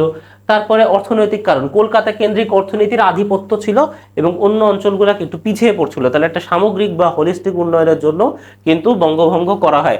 ধর্মীয় কারণ, যে হিন্দু মুসলিম দাঙ্গা হচ্ছিল, দেখতেছে যে হিন্দু মুসলিমরা একত্রিত থাকলে ঝামেলা হচ্ছে, তারা আলাদা থাকুক বা মুসলমানদের অধিকারগুলো আমরা দেই, এরকম। তারপরে ভাগ করো শাসন করো নীতি বা ডিভাইড অ্যান্ড রুলের যে বিষয়টা সেটা। তাহলে বঙ্গভঙ্গের কারণগুলো কিন্তু খুবই গুরুত্বপূর্ণ আমাদের জন্য জানতে হবে। তারপর বঙ্গভঙ্গের প্রতিক্রিয়া, মুসলমানদের প্রতিক্রিয়া, তারা স্বাভাবিকভাবে খুশি ছিল যে তাদের জন্য আলাদা একটা বঙ্গ হয়েছে বা তাদেরকে আলাদা একটা স্টেট দিয়ে দিছে, একটা অংশ দিয়ে দিছে, এবং সেখানে তারা কি করতে পারবে, তাদের রাজনৈতিক অধিকার চর্চা করতে পারবে, এবং এইটার উপর ভিত্তি করে কিন্তু 1905-এর পরবর্তী যে 1906 সাল, সেখানে প্রথম এই উপমহাদেশের প্রথম রাজনৈতিক দল নিখিল বঙ্গ মুসলিম লীগ বা অল ইন্ডিয়া মুসলিম লীগ প্রতিষ্ঠা করা হয়, যেটা ছিল এই অঞ্চলে প্রথম মুসলমানদের জন্য রাজনৈতিক দল। এবং শিক্ষা, দীক্ষা, সামাজিক উন্নতি, তোমার উন্নয়ন, ইনফ্রাস্ট্রাকচার, তারপরে বলতে গেলে সব বিষয়েই কিন্তু পশ্চিমবঙ্গ আমাদের পূর্ববঙ্গ উন্নতি করা শুরু করতেছিল, বা তারা আসলে প্রথম দিক থেকে খুব পজিটিভ একটা মাইন্ডসেটের মধ্যে ছিল। অন্যদিকে পূর্ববঙ্গ তারা একটু এই বিষয়টাকে মেনে নিতে পারে না, তারা নেগেটিভ ছিল। কয়েকটা কারণ, তার কারণ হলো বঙ্গকে যখন দুই ভাগ করা হবে তাহলে বঙ্গের ক্ষমতাকেও বিভক্ত করা হবে। তাহলে বঙ্গ কিন্তু ইন্ডিয়া পাকিস্তান তোমার পূর্ববঙ্গ পশ্চিমবঙ্গ তারা যখন একত্রিত থাকবে না, তাদের পাওয়ারকে যখন দুই ভাগ করে দেওয়া হবে তখন কিন্তু পাওয়ার এমনিতেই কমে যাবে, তাইলে তখন বেঙ্গল কিন্তু আর ওইভাবে স্ট্রং থাকবে না। তারপরে তারা আবার ভয় করতেছিল যে পূর্ববঙ্গ আমাদের এই অঞ্চল অনেক আগায় যাবে, মুসলমানরা আগায় যাবে, এরকম বেশ কিছু কারণে তারা আসলে কি এই বিষয়টাকে নেতিবাচক দৃষ্টিভঙ্গিতে দেখছিল। এবং এইটার উপর ভিত্তি করেই বঙ্গভঙ্গকে তোমার এই যে হিন্দু নেতারা বলছিল যে বঙ্গমাতার অঙ্গচ্ছেদ, এবং এইটাকে কেন্দ্র করে রবীন্দ্রনাথ ঠাকুর রাখি বন্ধন কর্মসূচি করে। তারপরে হিন্দুদের যে রাখি উৎসব কাইন্ড অফ ওরকমই, কিন্তু হিন্দুদের রাখি উৎসব আমরা কি দেখি যে মেয়েরা ছেলেদেরকে বোনরা ভাইদেরকে রাখি পরায়। বিষয়টা ওরকম না, হিন্দু মুসলিমদের মধ্যে হলো কি রাখি বন্ধনের উৎসব হয়। আর হলো কি হয় যে এইটাকে কেন্দ্র করে কিন্তু রবীন্দ্রনাথ ঠাকুর রচনা করে আমার সোনার বাংলা আমি তোমায় ভালোবাসি, যেটা পরবর্তীতে বাংলাদেশের তোমার জাতীয় সঙ্গীত হিসাবে সিলেক্ট করা হয়। বঙ্গভঙ্গের ইতিবাচক ফলাফল আমরা তো দেখলাম যে ঢাকা উন্নয়ন ও মর্যাদা বৃদ্ধি, যেহেতু ঢাকা রাজধানী হয়েছে স্বাভাবিকভাবে উন্নতি হবে। পূর্ব বাংলার সার্বিক উন্নয়ন, এটার কথা আমরা বলছি। তারপর আর্থ সামাজিক উন্নয়ন, এটার কথা বলছি। শিক্ষাক্ষেত্রে উন্নয়ন হয়, অনেক নতুন নতুন কলেজ বানানো হয়, আগের কলেজগুলো উন্নত করা হয়। তারপর সরকারি চাকরিতে সুযোগ, সরকারি চাকরিতে মুসলমানদের বা সরকারি চাকরিতে পূর্ব বাংলার এই অঞ্চলের মানুষজনকেও আরো বেশি ইনক্লুড করা শুরু করে। তারপর মুসলিম জাতীয়তাবাদের বিকাশ, যেটার উপর ভিত্তি করে 1906 সালে কি মুসলিম লীগ প্রতিষ্ঠা পায়, অল ইন্ডিয়া মুসলিম লীগ বা নিখিল ভারত মুসলিম লীগ প্রতিষ্ঠা পায়। বঙ্গভঙ্গের নেতিবাচক দিকে এটা মূলত পূর্ব বাংলার পশ্চিম বাংলার বিষয়টা আসতেছে, যে হিন্দু মুসলিম সম্পর্কের অবনতি ঘটে বিভিন্ন জায়গায়, সেটা পূর্ব বাংলা হোক পশ্চিম বাংলা হোক, কি হিন্দু মুসলিমদের মধ্যে দাঙ্গা ঝামেলা মারামারি খুনাখুনি এরকম দেখা যায়, সাম্প্রদায়িক দাঙ্গার যে বিষয়টা। তারপর স্বদেশী আন্দোলনের প্রভাব এখানে হয় যে ইন্ডিয়ান ন্যাশনাল কংগ্রেসের স্বদেশীয় বয়কট আন্দোলন শুরু করলে শিক্ষা, শিল্প ও জনজীবনে কি অস্থিরতা সৃষ্টি হয়। তারপরে সন্ত্রাসী কর্মকাণ্ড ও উগ্র জাতীয়তাবাদের উত্থান হয়, এবং ভাগ করো শাসন করো নীতির সফল প্রয়োগ হয়, যেটাই মূলত ছিল ব্রিটিশদের মূল থিওরি, যে তারা সবসময় এই অঞ্চলের মানুষজনকে মূলত হিন্দু মুসলিমকে কেন্দ্র করে ডিভাইড অ্যান্ড রুল, যেটা ভাগ করো শাসন করো, ডিভাইড অ্যান্ড রুল, তারা সবসময় কামিয়াব রাখতে চেয়েছিল। কিন্তু বঙ্গভঙ্গ কিন্তু বেশি দিন এক্সিস্ট করে না, বঙ্গভঙ্গ রদ হয়। বঙ্গভঙ্গ হয় 1905 সালে, বঙ্গভঙ্গ রদ হয় 1911 সালে। দেখি যে মূল কারণটা কি ছিল, যে কংগ্রেসে হিন্দু নেতৃবৃন্দের তীব্র স্বাধীনতা, যে কংগ্রেসে যারা ছিল তাদের হিন্দুরা যারা ওইখানে হিন্দু ধর্মের যারা ছিল কংগ্রেসের ভিতরে, তারা বঙ্গভঙ্গকে খুব কড়া ভাষায় বা কড়াভাবে কি বিরোধিতা করছিল। তারপরে স্বদেশী আন্দোলনের চাপ, যে স্বদেশী আন্দোলনে কি দেখা যাচ্ছিল, যে দেশীয় পণ্য তারা ব্যবহার করতেছিল বেশি, বিদেশি পণ্য ব্যবহার করতেছিল না। যখন কোনো রাষ্ট্র দেখবে বা যখন কোনো প্রতিষ্ঠান দেখবে যে তাদের অর্থনৈতিকভাবে একটা ক্ষতি হচ্ছে বা লস হচ্ছে, তারা কিন্তু বিষয়টাকে আবার একটু ভেবে চিন্তে বা অ্যানালাইজ করে দেখে। তারপরে স্বরাজ আন্দোলনের উত্থান, ব্রিটিশ বিরোধী স্বরাজ আন্দোলন জোরদার হয়ে শাসনের বিরুদ্ধে সর্বভারতীয় প্রতিরোধ গড়ে তোলে। কারা কারা ছিল এখানে? মহাত্মা গান্ধীও এটিকে জাতীয় জাগরণের সূচনা হিসাবে দেখেন এই স্বরাজ আন্দোলন। এবং সব মিলে 1911 সালে বঙ্গভঙ্গ হয়। আর অন্যান্য কারণ যদি দেখি, পেশাজীবী সংগঠনের বিরোধিতা, এইখানে মনে করো কলকাতার আইনজীবী, সাংবাদিক, ব্যবসায়ী, চিকিৎসক তারাও বঙ্গভঙ্গের বিরুদ্ধে ছিল। তার কারণ হলো এতে তাদের কি হচ্ছিল, তাদের ব্যবসা ডাউন খাচ্ছিল। তখন কি, যখন পূর্ববঙ্গে তোমার আইনজীবী তৈরি হবে, পূর্ববঙ্গে যখন তোমার আরো ভালো পরিমাণে শিক্ষা প্রতিষ্ঠান হবে, পূর্ববঙ্গে যত ভালো হাসপাতাল হবে, স্বাভাবিকভাবে তারা কি পশ্চিমবঙ্গে আসবে না, তাহলে ওইখানে পশ্চিমবঙ্গে যাদের ব্যবসা, তাদের ব্যবসায় তো লস হচ্ছে। এর জন্য পেশাজীবীরাও এই বঙ্গভঙ্গের বিরোধিতা করছিল। পূর্ববঙ্গের পেশাজীবী, পশ্চিমবঙ্গের পেশাজীবীরা এই বঙ্গভঙ্গকে বিরোধিতা করছিল। মুসলমানদের দুর্বল সাংগঠনিক অবস্থান, মুসলমানরা একটা নতুন অঞ্চল পাইছে, তাদের নতুন পলিটিক্যাল পার্টি হয়েছে, ঠিক আছে, কিন্তু তারপরও তারা তোমার সাংগঠনিক দিক থেকে বেশ পিছিয়ে ছিল এবং বেশ দুর্বল ছিল। এর জন্য তাদেরকে ঘায়েল করা সহজ হয়। তারপর সন্ত্রাস বিরোধী কার্যক্রম বিস্তার, যে বিভিন্ন সময় ব্রিটিশ লোকজনকে বা ব্রিটিশ প্রশাসনকে হত্যা করার চেষ্টা, মানে হত্যা করা হচ্ছিল। যখন দেখবে যে এক ধরনের লাইফ থ্রেট দেখা দিচ্ছে, তখন কিন্তু ভাবনা চিন্তা করে দেখবে খুব মানে গাঢ়ভাবে। এর জন্য এখানে দুইটা খুবই বড় কারণ আছে, যেই কারণে হলো তোমার বঙ্গভঙ্গ রদ করা হয়। একটা সন্ত্রাস বিরোধী কার্যক্রম, আর একটা কি স্বদেশী আন্দোলনের চাপ। এই দুইটা কিন্তু খুব বড় কারণ। তারপরে রাজকীয় সিদ্ধান্ত, অবশেষে পঞ্চম জর্জ 1911 সালে 12ই ডিসেম্বর দিল্লিতে বঙ্গভঙ্গ রদ করেন। তাহলে কত তারিখে? 1911 12ই ডিসেম্বর। কে করেন? করেন হলো গিয়ে পঞ্চম জর্জ। কোথায় করেন? দিল্লিতে। আচ্ছা, তারপরে বঙ্গভঙ্গে যদি আমরা প্রতিক্রিয়া দেখি, স্বাভাবিকভাবে হিন্দুরা কি খুশি হয় এবং মুসলমানরা অখুশি হয়। এখানে একটা মজার বিষয় আছে, বঙ্গভঙ্গ রদের সাথে কিন্তু ঢাকা বিশ্ববিদ্যালয়ের একটা ইতিহাস আছে। যেরকম 1911 সালে আমরা কি দেখছি, বঙ্গভঙ্গ রদ হয়, তাই না? এখন 1911 সালে যখন বঙ্গভঙ্গ রদ হয়, তখন এই অঞ্চলের যারা খ্যাতিমান রাজনীতিবিদ ছিলেন বা যারা কোনো প্রমিনেন্ট ব্যক্তিবর্গ ছিলেন এই পূর্ববঙ্গের, তারা বলছিল যে আমাদের বেশ কিছু বা আমাদের কিছু কম্পেনসেট করতে হবে। যে আমাদেরকে বলছিলেন যে স্বাধীন একটা অঞ্চল তোমরা পাবা, বা একটা তোমাদেরকে আলাদা করে দেওয়া হবে, তোমরা নিজেদের মতো গুছাই নিতে পারবা। এখন আবার যদি সব আগের মতো হয়ে যায়, তাহলে আমাদেরকে একটু কিছু ভরণ পোষণ দিতে হবে। তার ভিতরে একটা ছিল যে অঞ্চলে কোনো উচ্চশিক্ষার, মানে পূর্ববঙ্গে বা বর্তমান বাংলাদেশের অঞ্চলে কোনো উচ্চশিক্ষার বা ইউনিভার্সিটি পর্যায়ের কোনো প্রতিষ্ঠান নেই। এর জন্য তারা বলছিল যে অঞ্চলে একটা ইউনিভার্সিটি প্রতিষ্ঠা করা হবে, এবং সেটার উপর ভিত্তি করে 1921 সালে তোমার 1 জুলাই ঢাকা বিশ্ববিদ্যালয় প্রতিষ্ঠা পায়। 1 জুলাই 1921 সালে ঢাকা বিশ্ববিদ্যালয় প্রতিষ্ঠা পায়। আচ্ছা, এতক্ষণ আমরা যে মুসলিম লীগ বা অল ইন্ডিয়া মুসলিম লীগ বা নিখিল ভারত মুসলিম লীগের কথা বলতেছিলাম, এখন আমরা ওইটার দিকে দেখবো যে মুসলিম লীগ প্রতিষ্ঠার প্রেক্ষাপট আসলে কি ছিল। যে পলাশীর যুদ্ধের পর সামাজিক এক ধরনের বৈষম্য দেখা গিয়েছিল, বিশেষ করে সেই সময় হিন্দুরা আগায় ছিল অনেক দিক থেকে। কারণ তার মূল কারণ ছিল তার ব্রিটিশদের সাথে হলো এক প্রকার সখ্যতা করছিল, এবং তারা একই সাথে শিক্ষা দীক্ষা এবং প্রশাসনিক কাজও মুসলিমদের থেকে আগে ছিল, এবং এই কারণে ব্রিটিশদের সাথে তাদের সখ্যতা বাড়ছিল, এবং অন্যদিকে মুসলিমরা আরও পিছিয়ে পড়তেছিল। তাহলে পলাশী যুদ্ধের পরে এই সামাজিক বৈষম্য আমরা দেখতে পারি। শিক্ষা ও আধুনিকতায় পিছিয়ে পড়ছিল মুসলমানরা, যেটা আমরা মাত্রই আলোচনা করলাম। মুসলিম সংগঠনের উদ্ভব, যে নবাব আব্দুল লতিফ, সৈয়দ আমির আলী, স্যার সৈয়দ আহমেদ খানের উদ্যোগে বিভিন্ন মুসলিম সংগঠন প্রতিষ্ঠিত হয়, রাজনৈতিক সচেতনতা তাদের মধ্যে কি সৃষ্টি করে। অন্যদিকে মুসলিম লীগের প্রতিষ্ঠার অন্যান্য প্রেক্ষাপট যদি আমরা দেখি, যে কংগ্রেসের প্রতি অনাস্থা দেখা যায়। দেখছিলাম যে বিভিন্ন মুসলিম নেতা প্রথমে কংগ্রেসে যুক্ত হলো যখন তারা দেখতেছে যে তাদের দাবি দাওয়া, তাদের ইচ্ছা আকাঙ্ক্ষার তোমার পূরণ হচ্ছে না, তখন তারা কি কংগ্রেস থেকে বের হয়ে আসে। বঙ্গভঙ্গ সাম্প্রদায়িক উত্তেজনা, আমরা তো দেখছি যে 1905 থেকে 1911 যে সময়টা ছিল, এই সময়ে বিভিন্ন ধরনের দাঙ্গা হামলা চলছিল বঙ্গভঙ্গকে কেন্দ্র করে। তারপরে সিমলা ডেপুটেশন, যেটা 1906 সালে হয়, আগা খানের নেতৃত্বে মুসলিম প্রতিনিধি দল লর্ড মিন্টোর কাছে পৃথক নির্বাচনের দাবি জানায়, যে রাজনৈতিক সংগঠনের ভিত্তি প্রতিষ্ঠা করে মুসলমানদের জন্য। তারপরে ঢাকা সম্মেলনের ও প্রতিষ্ঠা, নবাব সলিমুল্লাহর উদ্যোগে ঢাকায় সম্মেলনের মাধ্যমে 1906 সালের 30শে December All India Muslim League প্রতিষ্ঠিত হয়। এবং এটা কোন জায়গায় প্রতিষ্ঠিত হয়? এটা প্রতিষ্ঠিত হয় ঢাকার আহসান মঞ্জিলে। ঢাকার আহসান মঞ্জিলে এটা প্রতিষ্ঠিত হয় অল ইন্ডিয়া মুসলিম লীগ।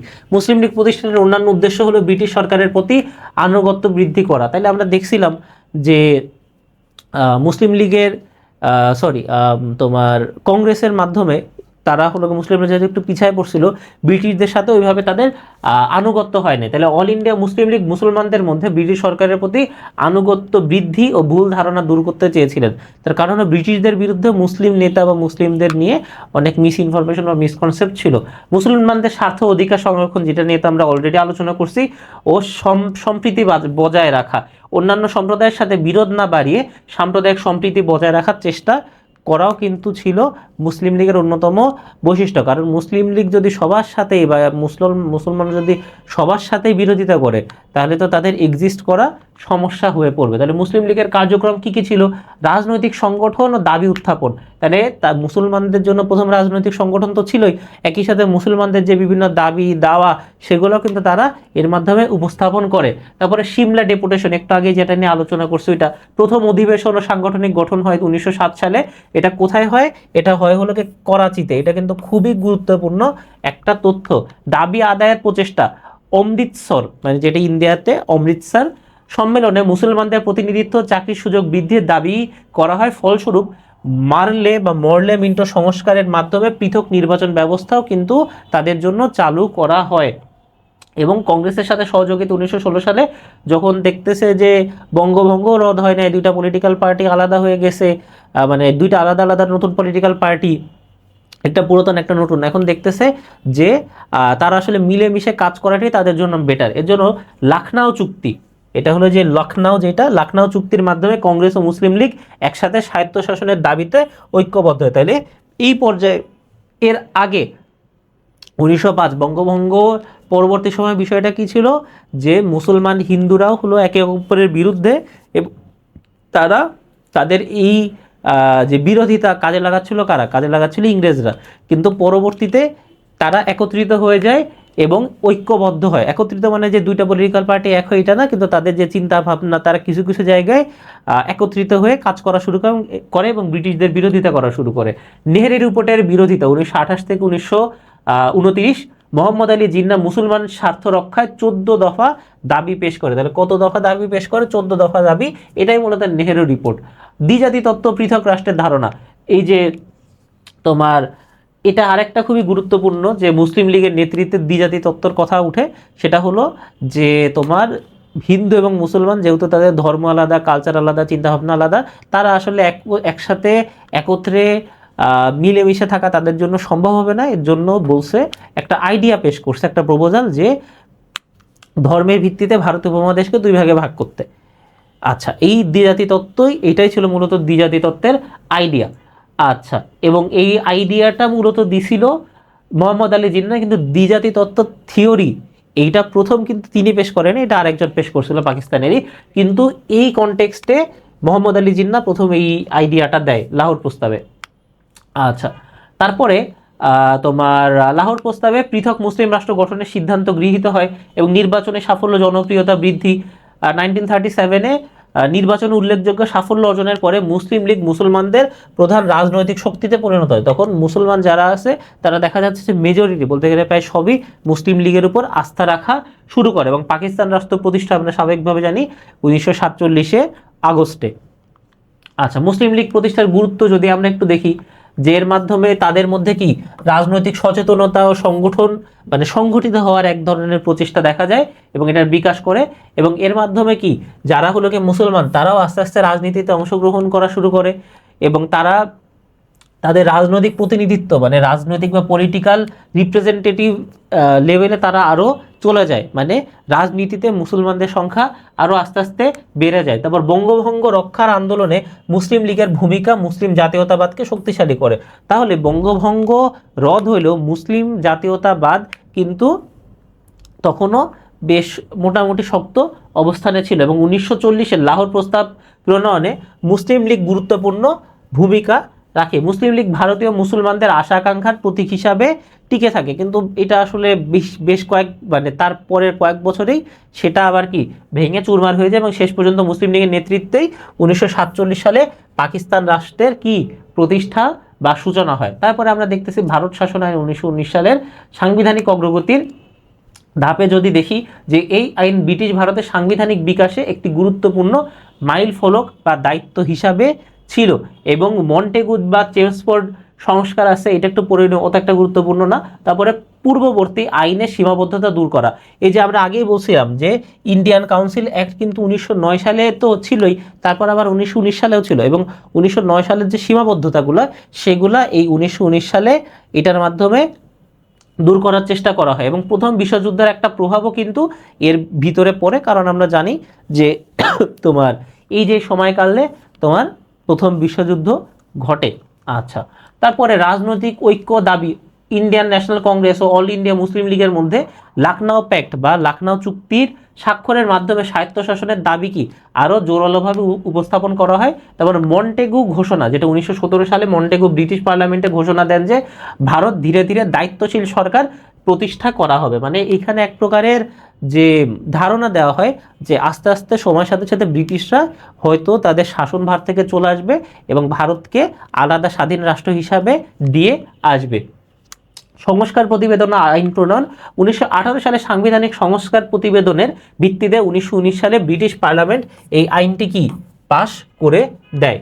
আচ্ছা, গুরুত্বপূর্ণ বৈশিষ্ট্যের দিকে যদি দেখি, যে দ্বিকক্ষ বিশিষ্ট কেন্দ্রীয় আইনসভা, যে বর্তমানে বাংলাদেশে যেই পার্লামেন্টে যেটার কথা বলতেছে দ্বিকক্ষ বিশিষ্ট আইন, যেটা জুলাই সনদেও ছিল, সেটা কিন্তু এই 1919-এর ভারত শাসন আইনের ভিতরেও ছিল। তারপর প্রাদেশিক আইনসভা গঠন, যে প্রদেশগুলোতে এক কক্ষ বিশিষ্ট আইনসভা স্থাপনের কথা বলা হয়েছিল এবং সেখানে সদস্য সংখ্যা বৃদ্ধির কথাও বলা হয়। এবং কেন্দ্র প্রদেশে ক্ষমতা বন্টন, মানে ক্ষমতা কেন্দ্রের কাছে বা কলকাতার কাছে বা রাজধানীর কাছে যে কেবলমাত্র সীমাবদ্ধ থাকবে সেটা না, ক্ষমতাকে বিকেন্দ্রীকরণ বা ডিসেন্ট্রালাইজেশনের কথাও কিন্তু 1919-এর ভারত শাসন আইনে বলা হয়েছিল। তারপর প্রদেশে সীমিত স্বায়ত্তশাসন, মানে প্রদেশও যেন নিজের মতো একটু অটোক্রেটিকভাবে শাসন করতে পারে সেই বিষয়টাও কিন্তু এখানে নিশ্চিত করার কথা বলা হয়েছিল। তারপর দ্বৈত শাসন, বা আমরা যেটার নাম তো শুনছি যে একটা অঞ্চলকে দুইভাবে বা দুইটা আলাদা প্রশাসনের মাধ্যমে প্রশাসকের মাধ্যমে শাসন করার যে বিষয়টা, প্রাদেশিক বিষয়গুলোকে সংরক্ষিত ও হস্তান্তরিত ভাগে বিভক্ত করে দ্বৈত শাসন চালু করার প্রস্তাবও কিন্তু দেওয়া হয় এখানে।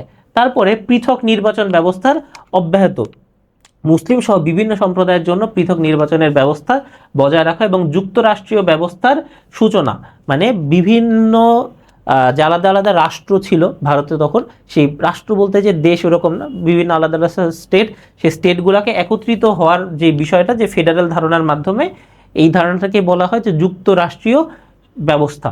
আচ্ছা, অন্যান্য বৈশিষ্ট্য যদি দেখি, নির্বাচন ব্যবস্থার সম্প্রসারণ, নির্বাচনকে আরও বৃহৎ আকারে এবং বিপুল আকারে মানুষের কাছে ছড়ায় দেওয়ার বিষয়ে তাদের একটা বিষয় ছিল। তারপর ভারতীয় হাই কমিশনারের পদ সৃষ্টি, আমরা যে দেখি না যে বাংলাদেশে ভারতে হাই কমিশনার আছে, তারা যেন বিভিন্ন দেশে তাদের রিপ্রেজেন্টেটিভ পাঠাতে পারে সেই বিষয়টা। গভর্নর জেনারেলের সর্বোচ্চ ক্ষমতা, গভর্নর জেনারেলকে আইন বাতিল সহ চূড়ান্ত ক্ষমতা প্রদান করা হয়। তারপর ভারত সচিবের ক্ষমতা বৃদ্ধি, ভারত সচিবের ক্ষমতা বৃদ্ধি পেয়ে প্রশাসনে তার প্রভাব আরও কি শক্তিশালী হয়। তাহলে দেখো, এর মাধ্যমে তোমার গভর্নর, সচিব এবং প্রাদেশিক গভর্নরের ক্ষমতা কি বৃদ্ধি করা হয়। আচ্ছা, উপদেষ্টা বোর্ড ও কমিশন গঠন করা হয়, সরকারি আয়ের বিভাজন করা হয়, কেন্দ্র প্রদেশের মধ্যে রাজস্ব উৎস পৃথকভাবে নির্ধারণ করা হয়, মানে যেই তোমার বিভিন্ন অঞ্চলকে যেই তোমার বাজেট নির্ধারণ করা হয় সেটা যেন আরও সুষমভাবে করা হয়, এই বিষয়টা তো জোর আরোপ করা হয়। এবং কাউন্সিল অফ ইন্ডিয়া গঠন করে, ভারতের সদস্যদের অন্তর্ভুক্ত করে কাউন্সিল অফ ইন্ডিয়া গঠন করা হয় কিন্তু এই আইনের আন্ডারেই। আচ্ছা, তারপর দ্বৈত শাসন, যেটার নাম আমরা একটু আগেই বললাম, এটার ধারণা কি, দ্বৈত শাসন বলতে একই প্রশাসনে দুই ধরনের কর্তৃপক্ষের মাধ্যমে শাসন পরিচালনা করা। মানে মনে করে যে ঢাকাকে দুইটা আলাদা প্রশাসন যখন শাসন করবে সেটাকে বলা হবে দ্বৈত শাসন। আচ্ছা, তাইলে এক প্রশাসন দুই শাসক, এক প্রশাসন দুই কর্তৃপক্ষ, এটা প্রবর্তন 1919 সালের ভারত শাসন আইনে, যেটা আমরা মাত্রই বললাম। মূল কাঠামো কি ছিল, প্রাদেশিক বিষয়গুলোকে দুই ভাগে ভাগ করা, একটা হলো সংরক্ষিত আর একটা হলো গিয়ে হস্তান্তরিত, মানে হলো গিয়ে একটা রিজার্ভড আর একটা ট্রান্সফার্ড। আচ্ছা, তাহলে সংরক্ষিত বিষয় কি ছিল, যেটা আগের মতোই ছিল, সেটা হলো বিচার ব্যবস্থা, পুলিশি ব্যবস্থা, ভূমি রাজস্ব, জেল, সেচ ইত্যাদি গুরুত্বপূর্ণ বিষয় গভর্নর ও তার কার্যনির্বাহী পরিষদ দেখবে। তাহলে প্রশ্ন কিন্তু আসতে পারে যে দ্বৈত শাসনে সংরক্ষিত বিষয় কি কি ছিল এইগুলা, বা দ্বৈত শাসনে গভর্নর ও তার কার্যনির্বাহীরা কোন বিষয়গুলা নিয়ে কাজ করত, সেটা হলো এই বিষয়গুলো। তারপর হস্তান্তরিত বিষয়, মানে যেটা আসলে এক্সচেঞ্জ হয়েছে বা চেঞ্জ হয়েছে, সেটা কি কি ছিল, কৃষি, শিক্ষা, সমবায়, মৎস্য, স্থানীয় প্রশাসন ইত্যাদি বিষয় প্রাদেশিক মন্ত্রিসভার কাছে হস্তান্তর করা হয়। তাইলে দেখো কোনটার দায়িত্বে কারা ছিল, এইগুলা কিন্তু খুবই গুরুত্বপূর্ণ। কোনটার দায়িত্বে কারা ছিল এটা কিন্তু মনে রাখা খুবই গুরুত্বপূর্ণ। গভর্নরের ভূমিকা এখানে কি ছিল, হস্তান্তরিত বিষয়গুলা, এই যে হস্তান্তরিত বিষয় মানে কৃষি, শিক্ষা, সমবায়, মৎস্য, স্থানীয় বিষয়গুলোতে গভর্নর সাধারণত মন্ত্রিসভার পরামর্শ অনুযায়ী কাজ করলেও সংরক্ষিত বিষয়ে তার পূর্ণ নিয়ন্ত্রণ ছিল। মানে এখানে তার পূর্ণ অটোক্রেসি ছিল, এখানে আসলে কেউ ভাবে বাধা দিত না বা কোনো ধরনের হস্তক্ষেপ করতো না। দ্বৈত শাসনের ব্যর্থতার কারণ, তাহলে আমরা স্বাভাবিকভাবে জানি দ্বৈত শাসন কিন্তু বেশি দিন টিকে ছিল না। তাহলে সমস্যাগুলো কি কি ছিল, সমস্যাগুলো ছিল গভর্নরের কাছে অতিরিক্ত ক্ষমতা চলে গেছে। এই যে আমরা এখানে বললাম না, গভর্নরের কাছে অতিরিক্ত ক্ষমতা, ভারত সচিবের কাছে অতিরিক্ত ক্ষমতা, প্রাদেশিক গভর্নরের কাছে অতিরিক্ত ক্ষমতা। যখনই কারোর কাছে অতিরিক্ত ক্ষমতা চলে আসে তখন কিন্তু সেটা আসলে ভালো হয় না এবং বেশি দিন টিকেও না। তো মন্ত্রিসভার যৌথ দায়িত্বশীলতার অভাব, মানে তারা ভালোভাবে আসলে তাদের কি দায়িত্ব পালন করতে পারেনি। বিষয় বন্টনেও অসঙ্গতি, যে সংরক্ষিত হস্তান্তরিত যে বিষয়গুলোর মধ্যে আসলে সমন্বয় খুবই কম ছিল, ফলে প্রশাসনিক জটিলতা সৃষ্টি হয়। আসলে কাজগুলো মাঝপথে থেমে যায়, কে আসলে মানে লোকজন আসলে বুঝে না যে কার কাছে যাইতে হবে, বা প্রশাসনিক পর্যায়ের লোকজন আসলে বুঝে না যে কাজগুলো আসলে কিভাবে কি করতে হবে না করতে হবে। এর জন্য বিভিন্ন ধরনের জটিলতা দেখা যায়। সরকারি কর্মচারীদের নিয়ন্ত্রণহীনতা, কর্মচারীরা মন্ত্রীদের অধীনস্থ না হয়ে সরকারি ব্রিটিশ কর্তৃপক্ষের প্রতি দায়বদ্ধ থাকে, প্রশাসনের দ্বন্দ্ব তৈরি হয়, মানে তাদের ভিতরে এক ধরনের ঢিলেমি তৈরি হয়। তারপরে গভর্নর ও মন্ত্রী পরিষদের মধ্যে বিরোধ, নির্বাচিত প্রতিনিধি বনাম নিয়োগপ্রাপ্ত গভর্নর, এই দ্বৈত কাঠামো পারস্পরিক অবিশ্বাস ও সংহতি সৃষ্টি করে। অন্যান্য যদি ব্যর্থতার কারণ আমরা দেখি, বিভিন্ন কারণে কিন্তু দ্বৈত শাসন ব্যর্থ ছিল। তারপরে আর্থিক সীমাবদ্ধতা, তাদের যে উন্নয়ন কার্যক্রম করবে তাদের কাছে ওরকম পরিমাণে টাকাই ছিল না। সাম্প্রদায়িক বিদ্বেষ, হিন্দু মুসলিমদের যে বিদ্বেষ তখনও কিন্তু সেটা এক্সিস্টিং ছিল। জনসন্তোষ ও রাজনৈতিক আন্দোলন, এই যে দ্বৈত শাসনে মানুষজন, বেশিরভাগ মানুষই গুটি কয়েক মানুষ ছাড়া কেউ কিন্তু আসলে এইভাবে খুশি ছিল না, সন্তুষ্ট ছিল না। এর জন্য তারা তাদের রাজনৈতিক দলগুলার আন্ডারে বিভিন্ন আন্দোলন কিন্তু প্রায় সময় করে থাকতো।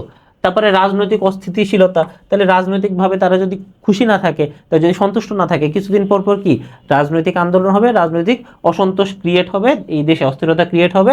ও সংসদীয় ঐতিহ্যর যে অভাব, যে তোমার যে গণতান্ত্রিক যে চর্চা বা সংসদীয় যেই বিচার বা সংসদীয় যেই আদব কায়দা, সেটা কি অনেকটা অভাব দেখা দিচ্ছিল, এবং এই কারণগুলোর কারণেই মূলত দ্বৈত শাসন কি বন্ধ হয়ে যায়। তারপর খিলাফত আন্দোলন, যেটা আমরা আগেই আলোচনা করছি, যে প্রথম বিশ্বযুদ্ধের সাথে সম্পর্কিত, এই অঞ্চলের মানুষের সাথে এক ধরনের নাফরমানি করা হয়। এই যে প্রথম বিশ্বযুদ্ধে তুরস্ক জার্মানির পক্ষে ছিল আর ব্রিটিশের ছিল বিপক্ষে। যুদ্ধ শেষে তুরস্ক পরাজিত হলে ব্রিটিশরা খিলাফত অক্ষুণ্ণ রাখার প্রতিশ্রুতি ভঙ্গ করে, যেটা বলছিলাম, যে বলছিল যে খিলাফত অক্ষুণ্ণ থাকবে, মানে খিলাফত থেকে যাবে, এক্সিস্টিং হবে, কিন্তু এটা তারা আসলে করে না। এবং ট্রিটি অফ প্যারিস 1999-এর মাধ্যমে তুরস্কের খিলাফত দুর্বল বাতিলের পথ তৈরি হয়। এবং এই খিলাফত আন্দোলনের নেতৃত্ব কারা দিয়েছিলেন, মৌলানা মোহাম্মদ আলী, মৌলানা শওকত আলী এবং আবুল কালাম আজাদ।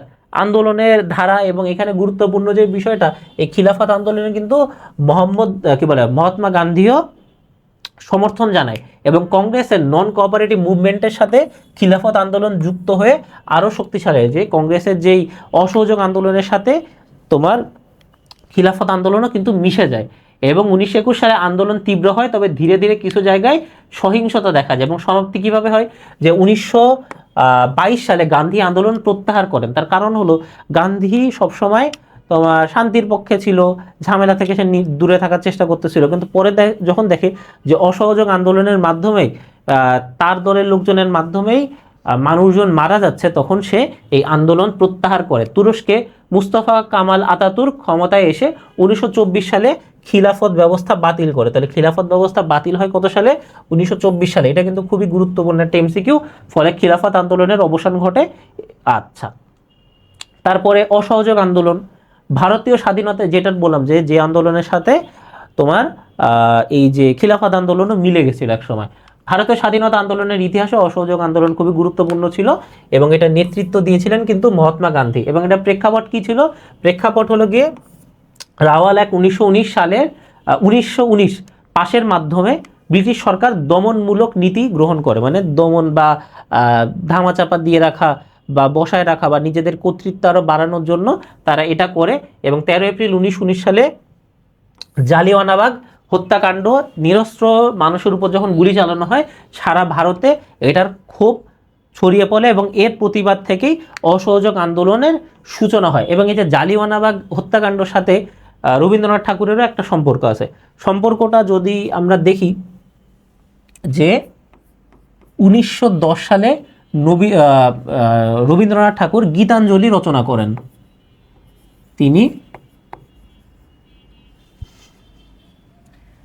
তিনি গীতাঞ্জলি রচনা করেন এবং 1912 সালে এইটার ইংরেজি সং অফারিংস তিনি ট্রান্সলেট করেন আর কি, সং অফারিংস। এবং এটা কিন্তু রবীন্দ্রনাথ ঠাকুর নিজেই লিখছে। অনেকেই মনে করে যে ডব্লিউ.বি. ইয়েটস লিখছে, এরকম না। ডব্লিউ.বি. ইয়েটস লিখছে কি শুধুমাত্র ভূমিকা বা ইন্ট্রোডাকশন লিখছে। তারপরে 1913 সালে এই গীতাঞ্জলি বা সং অফারিংসের জন্য তিনি নোবেল পুরস্কার পান। এবং 1915 সালে রবীন্দ্রনাথ ঠাকুরকে নাইটহুড পদক দেওয়া হয়। তাকে কি দেওয়া হয়? নাইটহুড পদক দেওয়া হয়, নাইটহুড। এবং যাদেরকে নাইটহুড পদক দেওয়া হয় তাদের নামের আগে স্যার যুক্ত হয়। যেরকম আমরা বলি না যে স্যার ফজলে রাব্বি আবেদ, তিনি শিক্ষক বলে কিন্তু তার নামের আগে স্যার আছে, ওরকম না, তাকে নাইটহুড পদক দেওয়া হয়েছে, এজন্য তার নামের আগে স্যার যুক্ত হয়েছে। কিন্তু এই যে 1919 সালে জালিয়ানওয়ালাবাগ হত্যাকাণ্ডের প্রতিবাদে তিনি এই নাইটহুড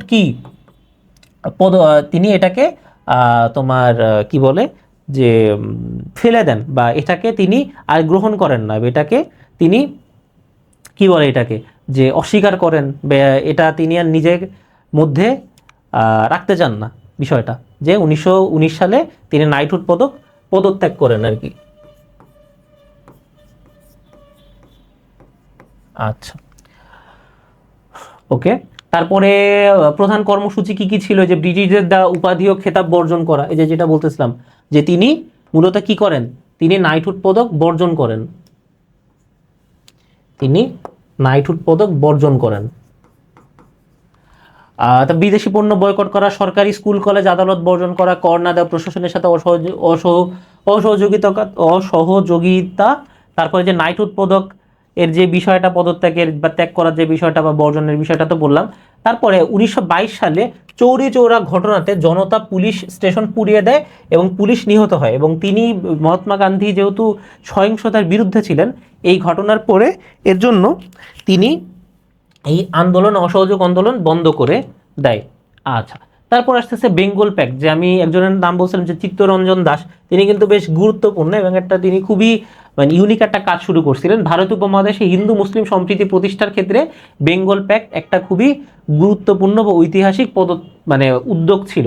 তার প্রেক্ষাপট কি ছিল? যে বাংলায় মুসলমানের সংখ্যা ছিল অনেক বেশি, যে 60%, কিন্তু সরকারি চাকরি ও প্রশাসনে তাদের প্রতিনিধিত্ব খুব কম ছিল। এবং এই বিভাজন দূর করার জন্য তিনি বেঙ্গল প্যাক্ট শুরু করেন এবং চুক্তি প্রণয়নকে 1923 সালে 16 ডিসেম্বর বেঙ্গল প্যাক্ট সম্পাদিত হয় এবং এতে অংশগ্রহণ করে আব্দুর রহিম, আব্দুল করিম, আকরাম খান, মনিরুজ্জামান ইসলামবাদী। এখন বেঙ্গল প্যাক্টের মূল উদ্দেশ্যটা বা মূল লক্ষ্য কি ছিল? যে হিন্দু মুসলিমের সম্প্রীতি বৃদ্ধি করা, মুসলমানদের যে ন্যায্য অধিকার প্রতিনিধিত্ব সেটা তাদেরকে দেওয়া, এবং প্রশাসন বা চাকরিতে মুসলমানদেরও যেন ইনক্লুড করা এবং ভালো পরিমাণে সেটা নিশ্চিত করা, এবং ব্রিটিশ বিরোধী সংগ্রাম গড়ে তোলা। স্বাভাবিকভাবে যেহেতু কোন একজন হিন্দু যিনি মুসলমানদের পক্ষে কথা বলতেছে, বেশিরভাগ কংগ্রেস নেতারা আসলে এই বিষয়টা পছন্দ করে না। ফলাফলে গুরুত্ব কি হয়? সাম্প্রদায়িক সম্প্রীতির একটি ইতিবাচক পরিবেশ সৃষ্টি হয় ঠিকই, কিন্তু বেশি দিন আর থাকে নাই। তার কারণ হলো 1925 সালের, এই যে দেখো, গঠন করা হয়েছিল 1923 সালে, জাস্ট 2 বছর পরে 1925 সালে চিত্তরঞ্জন দাসের কি মৃত্যু ঘটে। যখন তার মৃত্যু ঘটে, তাহলে তার ইনিশিয়েটিভ সেটাও ধীরে ধীরে দুর্বল হয়ে একসময় সেটার পতন ঘটে এবং বেঙ্গল প্যাক্ট আসলে এভাবে আসার মুখ দেখে নাই। তারপরে জিন্নাত 14 দফা, এই যেটা বলছিলাম না যে জিন্নাত 14 দফা দিছিল, এটা খুবই গুরুত্বপূর্ণ।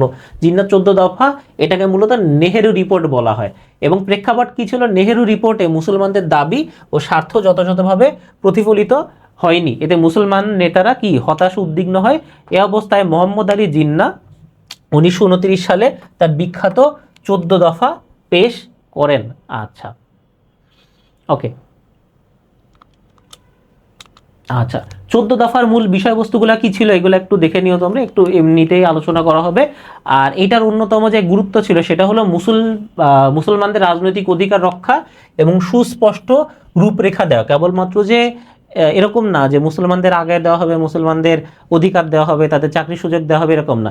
তিনি মূলত একটা নীল নকশা, একটা প্ল্যান বা রূপরেখাও ক্রিয়েট করছিলেন এবং ভবিষ্যতে সাংবিধানিক আলোচনার ভিত্তি হিসাবে এটা কাজ করে। এবং পরবর্তী প্রভাব কি হয়, পরবর্তীতে এইটারই ইফেক্ট হিসাবে পরবর্তীতে টু নেশন থিওরি বা দ্বিজাতি তত্ত্বর বিকাশ ঘটে এবং জিন্নাহ উপলব্ধি করেন অখণ্ড ভারতে মুসলমানদের নিরাপত্তা নিশ্চিত নয় এবং আলাদা দুইটা রাষ্ট্রই শ্রেয়। আচ্ছা, ভারত শাসন আইন 1935, ব্রিটিশ ভারতের সাংবিধানিক ইতিহাসে 1935 সালের ভারত শাসন আইন সবচেয়ে বিস্তৃত ও গুরুত্বপূর্ণ আইনগুলোর একটি ছিল এবং স্বাভাবিকভাবে এখান থেকে কিন্তু অনেক সৃজনশীল প্রশ্ন আসে। এটি পরবর্তীতে ইন্ডিয়ান ইন্ডিপেন্ডেন্স অ্যাক্ট 1947 প্রণয়নে ভিত্তি তৈরি করে। তাহলে দেখো, এই যে 1935-এর যে ভারত শাসন আইন, এটা শেষ পর্যন্ত এসে থাকে ভারতের স্বাধীনতায়। যে প্রেক্ষাপটকে 1919 সালে আইন ভারতীয়দের প্রত্যাশা পূরণ করতে ব্যর্থ হয়। স্বাভাবিকভাবে ভারতীয়রা এটাই খুশি ছিল না বা সন্তুষ্ট ছিল না। তারপরে নেহেরু রিপোর্টও মুসলিম নেতারা প্রত্যাখ্যান করে জিন্নার হলো 14 দফা পরিস্থিতিকে কি আরও জটিল করে ফেলে, মানে ঘোলা পানি আরও ঘোলা হয়ে যায়। তারপর 1923 থেকে 32 সালে রাউন্ড টেবিল কনফারেন্স অনুষ্ঠিত হয় এই বিষয়গুলোকে কেন্দ্র করে, মানে যেটাকে আমরা বলি যে গোল টেবিল মিটিং। এসব ঘটনার ধারাবাহিকতায় নতুন সংবিধান প্রণয়ন দেখা যায়, মানে দেখা যায় যে সংবিধানে অনেক পরিবর্তনের এখনও দরকার আছে। এবং আইন প্রণয়নের ধাপ কি, ব্রিটিশ সরকার একটি হোয়াইট পেপার প্রকাশ করে এবং 1933 সালে একটি জয়েন্ট সিলেক্ট কমিটি গঠন করায়। প্রশ্ন কিন্তু আসতে পারে এভাবে যে কোন ঘটনার প্রেক্ষিতে বা কোন সময় ব্রিটিশ সরকার একটি হোয়াইট পেপার প্রকাশ করে। আচ্ছা, রিপোর্টের ভিত্তিতে স্যামুয়েল হাওরে বিল উত্থাপন করেন এবং 1935 সালে 2 আগস্ট আইনটি চূড়ান্তভাবে অনুমোদিত হয়। তাহলে কত সালে কত তারিখ অনুমোদিত হয়? 2 আগস্ট 1935-এ। আচ্ছা, এবং 1935-এর যে ভারত শাসন আইনের বৈশিষ্ট্য কি কি ছিল সেটা হলো সর্বভারতীয় যুক্তরাষ্ট্র, মানে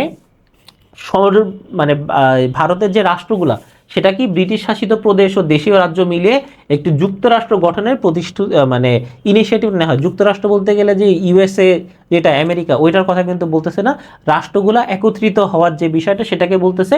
তবে দেশীয় রাজ্যগুলোর অংশগ্রহণ ছিল ঐচ্ছিক, মানে তারা যুক্ত হবে কি হবে না সেটা তাদের নিজেদের ব্যক্তিগত ব্যাপার। তারপর প্রাদেশিক স্বায়ত্তশাসন, প্রভিন্সিয়াল অটোনমি, সেটা তো আমরা আগে আলোচনা করছি, এর জন্য এটা আপাতত বাদ দিলাম। তবে দ্বিকক্ষ বিশিষ্ট কেন্দ্রীয় আইনসভা, যে এখানে উচ্চকক্ষ নিম্নকক্ষ থাকবে, উচ্চকক্ষ থাকবে কাউন্সিল অফ স্টেট, নিম্নকক্ষ ফেডারেল অ্যাসেম্বলি, এই বিষয়গুলো, এবং এক একটা কক্ষে এক এক ধরনের বিষয় আলোচনা করা হবে। তারপরে ক্ষমতার বন্টন, বিষয়গুলোকে মূলত 3 ভাগে ভাগ করা হয়: কেন্দ্রীয় তালিকা, প্রাদেশিক তালিকা এবং যুগ্ম তালিকা। তারপর কেন্দ্রের দ্বৈত শাসন, এই যে আবার দেখো সেই দ্বৈত শাসন কিন্তু অন্যভাবে ফিরে আসে এবং প্রদেশে দ্বৈত শাসন বাতিল করে কেন্দ্রে চালু করা হয়। তাহলে দ্বৈত শাসন আগে কোন জায়গায় ছিল? দ্বৈত শাসন আগে ছিল প্রদেশে, এবং এখন কোন জায়গায় চালু করা হয়? কেন্দ্রে বা সেন্টারে চালু করা হয়। যুক্তরাষ্ট্রীয় আদালত বা ফেডারেল কোর্ট স্থাপন করা হয় এবং নতুন প্রদেশ সৃষ্টি করা হয়। সেটা কি? সিন্ধু ও উড়িষ্যা পৃথক প্রদেশ হিসাবে গঠিত করা হয়। আচ্ছা, তারপরে বার্মার পৃথকীকরণ করা হয়, মিয়ানমারকে ভারত থেকে আলাদা করা হয়। আগে মিয়ানমার কিন্তু ভারতের অংশ ছিল, কিন্তু পরবর্তীতে মিয়ানমারকে একদম আলাদা করে দেওয়া হয় ভারত থেকে। তারপরে পৃথক নির্বাচন ব্যবস্থা অব্যাহত রাখা হয়, মানে এটা তখনও কিন্তু স্থায়ী ছিল। প্রদেশে দ্বিকক্ষ বিশিষ্ট আইনসভা, কোন কোন প্রদেশে? বাংলা, বোম্বে, মানে বোম্বে বলতে বোঝায় মুম্বাইয়ের যে অঞ্চলটা সেটা, মুম্বাই। মাদ্রাজ বলতে বোঝায় চেন্নাই।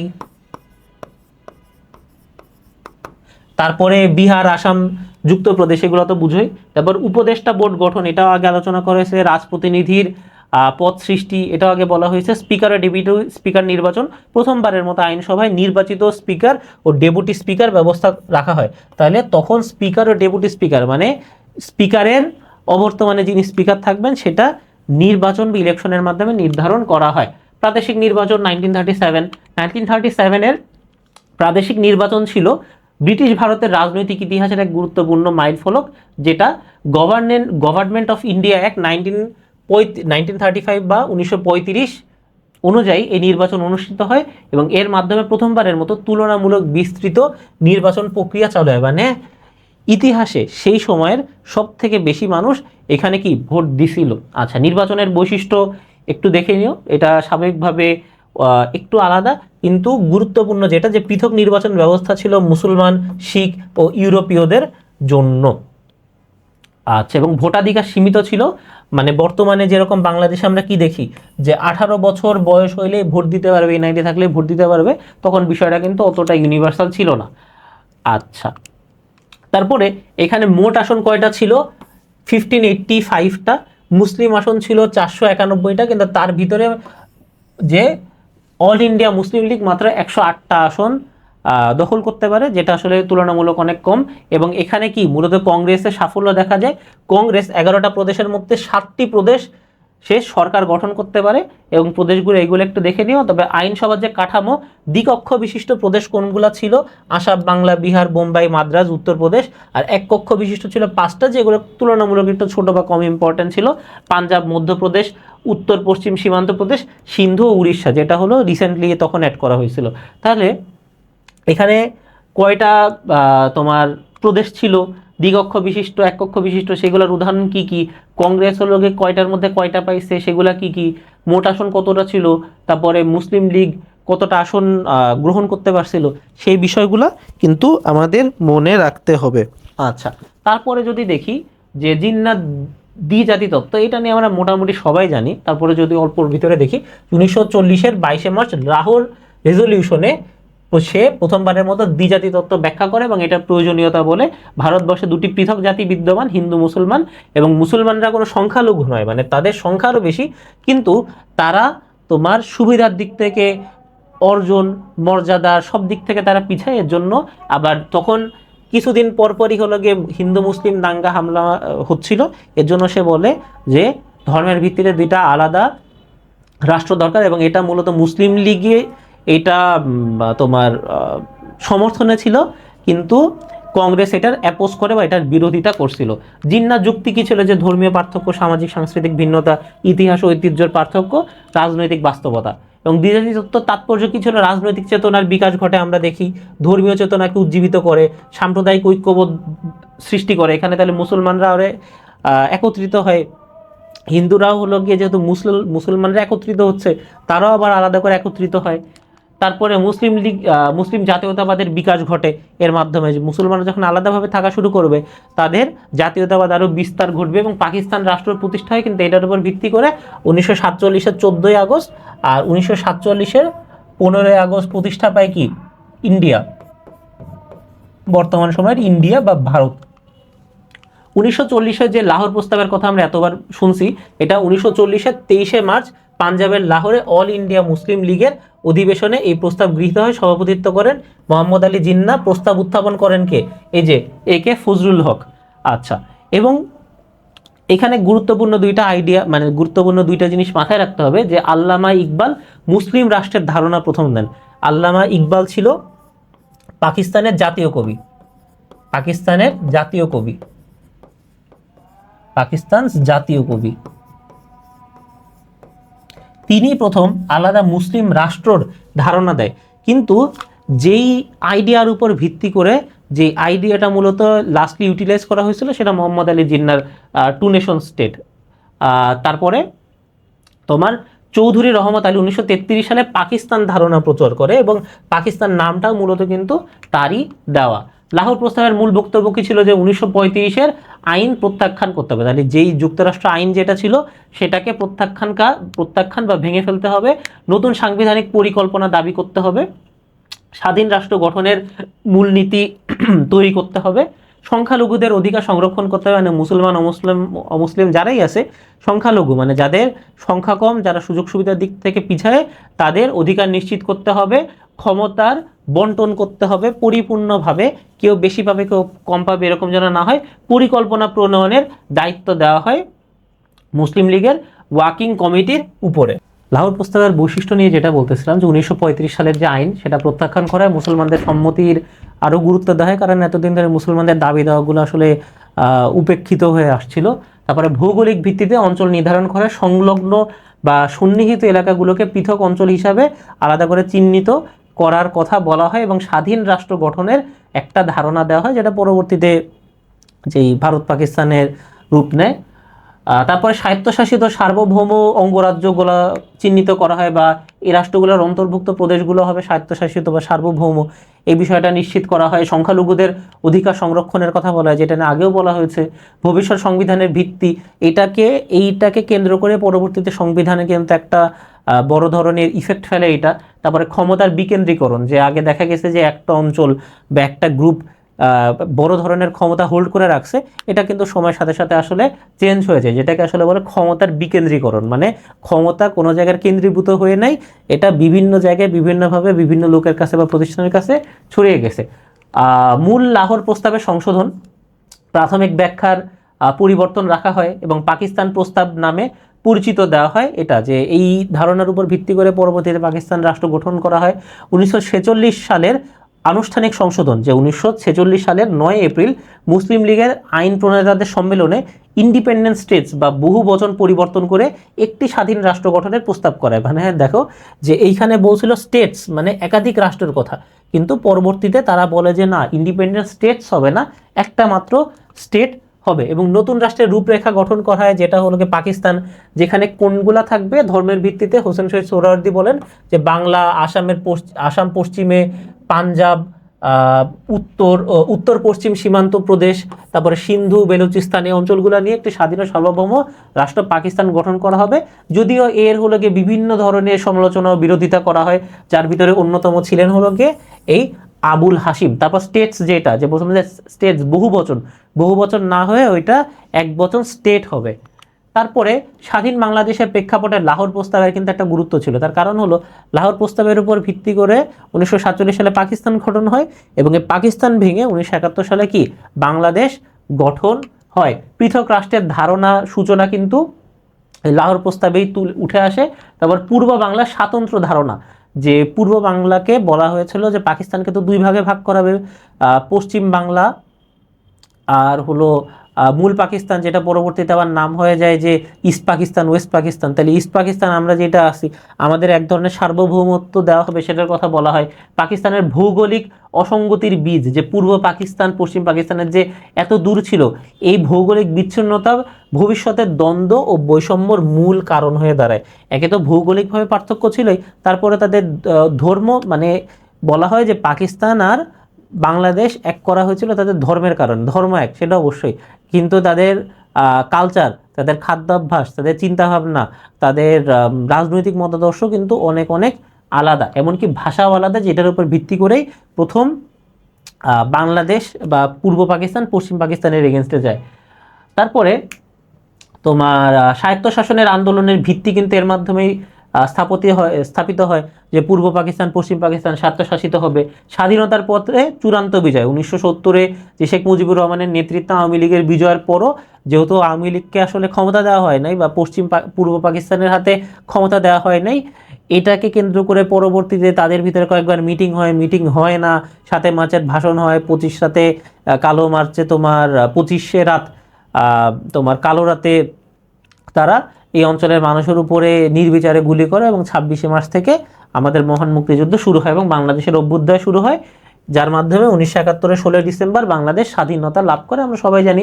তারপরে প্রাদেশিক নির্বাচন 1946-এর, এখানে ম্যাপ কোনটা কার অংশ ছিল, কিভাবে কি ছিল, এটা এখানে দেওয়া আছে, তোমরা একটু দেখে নিও। এই অঞ্চলগুলো দেখো, এই অঞ্চলগুলো অল ইন্ডিয়া মুসলিম লীগের আন্ডারে ছিল, এই যে এইটা আর এইটা আর এই যে। আচ্ছা, তারপরে এটা হলো তোমার ফরেন টেরিটরিজ ছিল। ওকে, 1935-এর যে ভারত শাসন আইন 1935 অনুযায়ী প্রতি 5 বছর পর পর নির্বাচন হওয়ার কথা থাকলেও দ্বিতীয় বিশ্বযুদ্ধের কারণে নির্বাচন দীর্ঘদিন স্থগিত ছিল। ফলে প্রায় 9 বছর পর 1946-এর প্রাদেশিক আইনসভার নির্বাচন অনুষ্ঠিত হয়। আচ্ছা, এবং ব্রিটিশ সরকারের ভূমিকা কি ছিল? 1945-এর যুক্তরাজ্য নির্বাচনে ক্লিভেল্যান্ড এটলির নেতৃত্বে লেবার পার্টি ক্ষমতায় আসে। তাহলে এটা কিন্তু খুবই গুরুত্বপূর্ণ, লেবার পার্টি কিন্তু এখানে একটা ভূমিকা রাখে। নতুন সরকার ভারতের রাজনৈতিক সমস্যা সমাধানে উদ্যোগ নেয়, যে তখন ভারতে বিভিন্ন রাজনৈতিক সমস্যা হচ্ছিল, আবার দ্বিতীয় বিশ্বযুদ্ধের পরে ইংরেজদের রাজনৈতিক অবস্থাও এবং অর্থনৈতিক অবস্থা বেশ ভেঙে পড়ে, এবং ভারতকে যা শাসন করার, শোষণ করার, শুষে নেওয়ার সব কিছু হয়ে গেছে। এর জন্য তারা কি করে, ভাইসরয় লর্ড ওয়াভেল ঘোষণা করেন শীঘ্রই নির্বাচন অনুষ্ঠিত হবে, একটি অন্তর্বর্তীকালীন সরকার তাতে গঠন করা হবে। এবং নির্বাচন কবে হয়? 19 থেকে 22 মার্চ 1946। তারপরে মুসলিম ভোটার মুসলিম প্রার্থী, হিন্দু ভোটার হিন্দু প্রার্থীকে নির্বাচন করবে এরকম, এবং ভোটাধিকার ছিল খুবই সীমিত।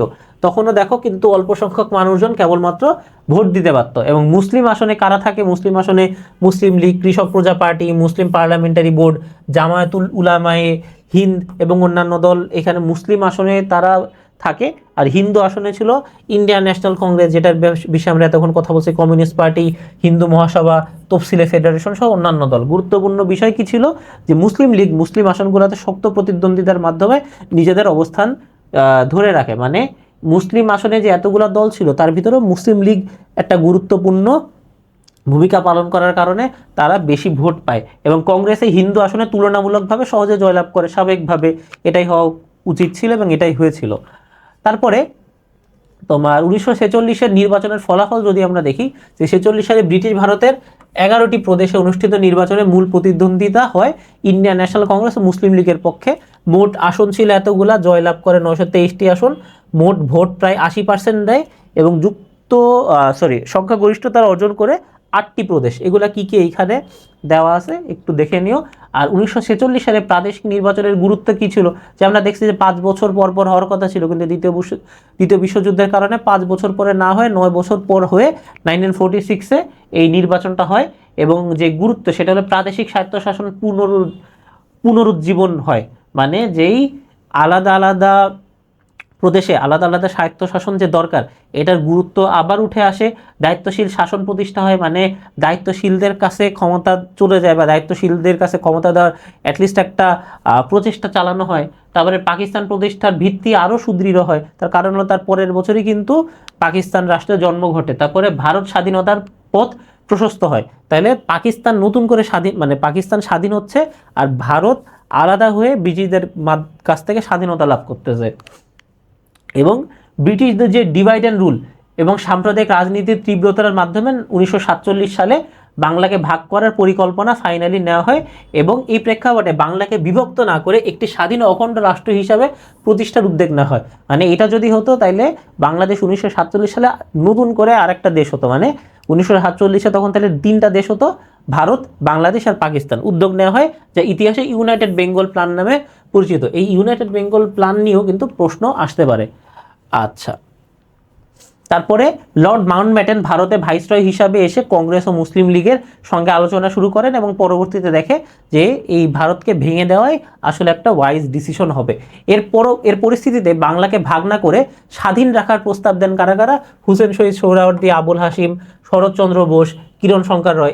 এরা আসলে তখন চেয়েছিল যে বাংলাকে ভাগ না করে স্বাধীন করার বিষয়ে তারা মত প্রকাশ করেছিল। গুরুত্বপূর্ণ ঘটনা, 27 এপ্রিল 1947 সোহরাওয়ার্দী দিল্লিতে স্বাধীন অখণ্ড বাংলার প্রস্তাব দেন। এই যে স্বাধীন অখণ্ড বাংলার প্রস্তাব দেন, যে এখানে বর্তমান বাংলাদেশও থাকবে, ওই পাশে আসামের কিছু অঞ্চল থাকবে, এই পাশে বর্তমান যে কলকাতা বা পশ্চিম ওয়েস্ট বেঙ্গল যেটা পশ্চিমবঙ্গ, সেটা নিয়ে তারা ইউনাইটেড বেঙ্গল প্ল্যান দেয়। কিন্তু আসলে সেটা শেষ পর্যন্ত আর বাস্তবতায় রূপ নেয়নি।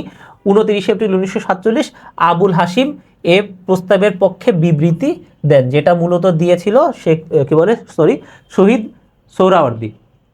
পরিকল্পনার মূল ধারণা, বাংলা হবে একটি স্বাধীন সার্বভৌম রাষ্ট্র, হিন্দু ও মুসলমান উভয় সম্প্রদায়ের সমাধিকার নিশ্চিত করা হবে। তাহলে দেখো, ইন্ডিয়া যেখানে তৈরি হওয়ার প্ল্যান করতেছিল শুধুমাত্র হিন্দুদের নিয়ে, বা কেবলমাত্র হিন্দুদের নিয়ে, বা হিন্দুদের এখানে আসলে প্রাধান্য থাকবে, পাকিস্তান হলো কি মুসলিমদের প্রাধান্য থাকবে, কিন্তু বাংলাদেশ বলছিল যে হিন্দু মুসলিম মিলে এই রাষ্ট্রটা তৈরি হওয়ার কথা বলছিল।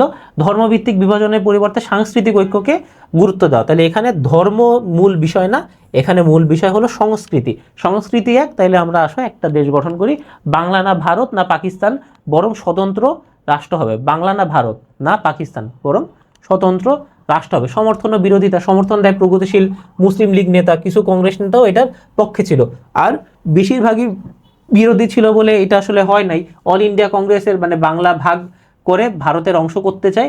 অল ইন্ডিয়া মুসলিম লীগের কেন্দ্রীয় নেতৃত্ব তারা বলে অখণ্ড বাংলা পাকিস্তানের অন্তর্ভুক্ত করতে চায়। আর হিন্দু ব্যবসায়ী বা শিল্পগোষ্ঠী তারা বাংলা বিভাজনের পক্ষে ছিল। ব্যর্থতা বিভিন্ন কারণে, যে কংগ্রেস ও মুসলিম লীগের মধ্যে মতবিরোধ ছিল, সাম্প্রদায়িক উত্তেজনা, হিন্দু ব্যবসায়ীরাও এখানে এক ধরনের বাধা প্রকাশ করছিল।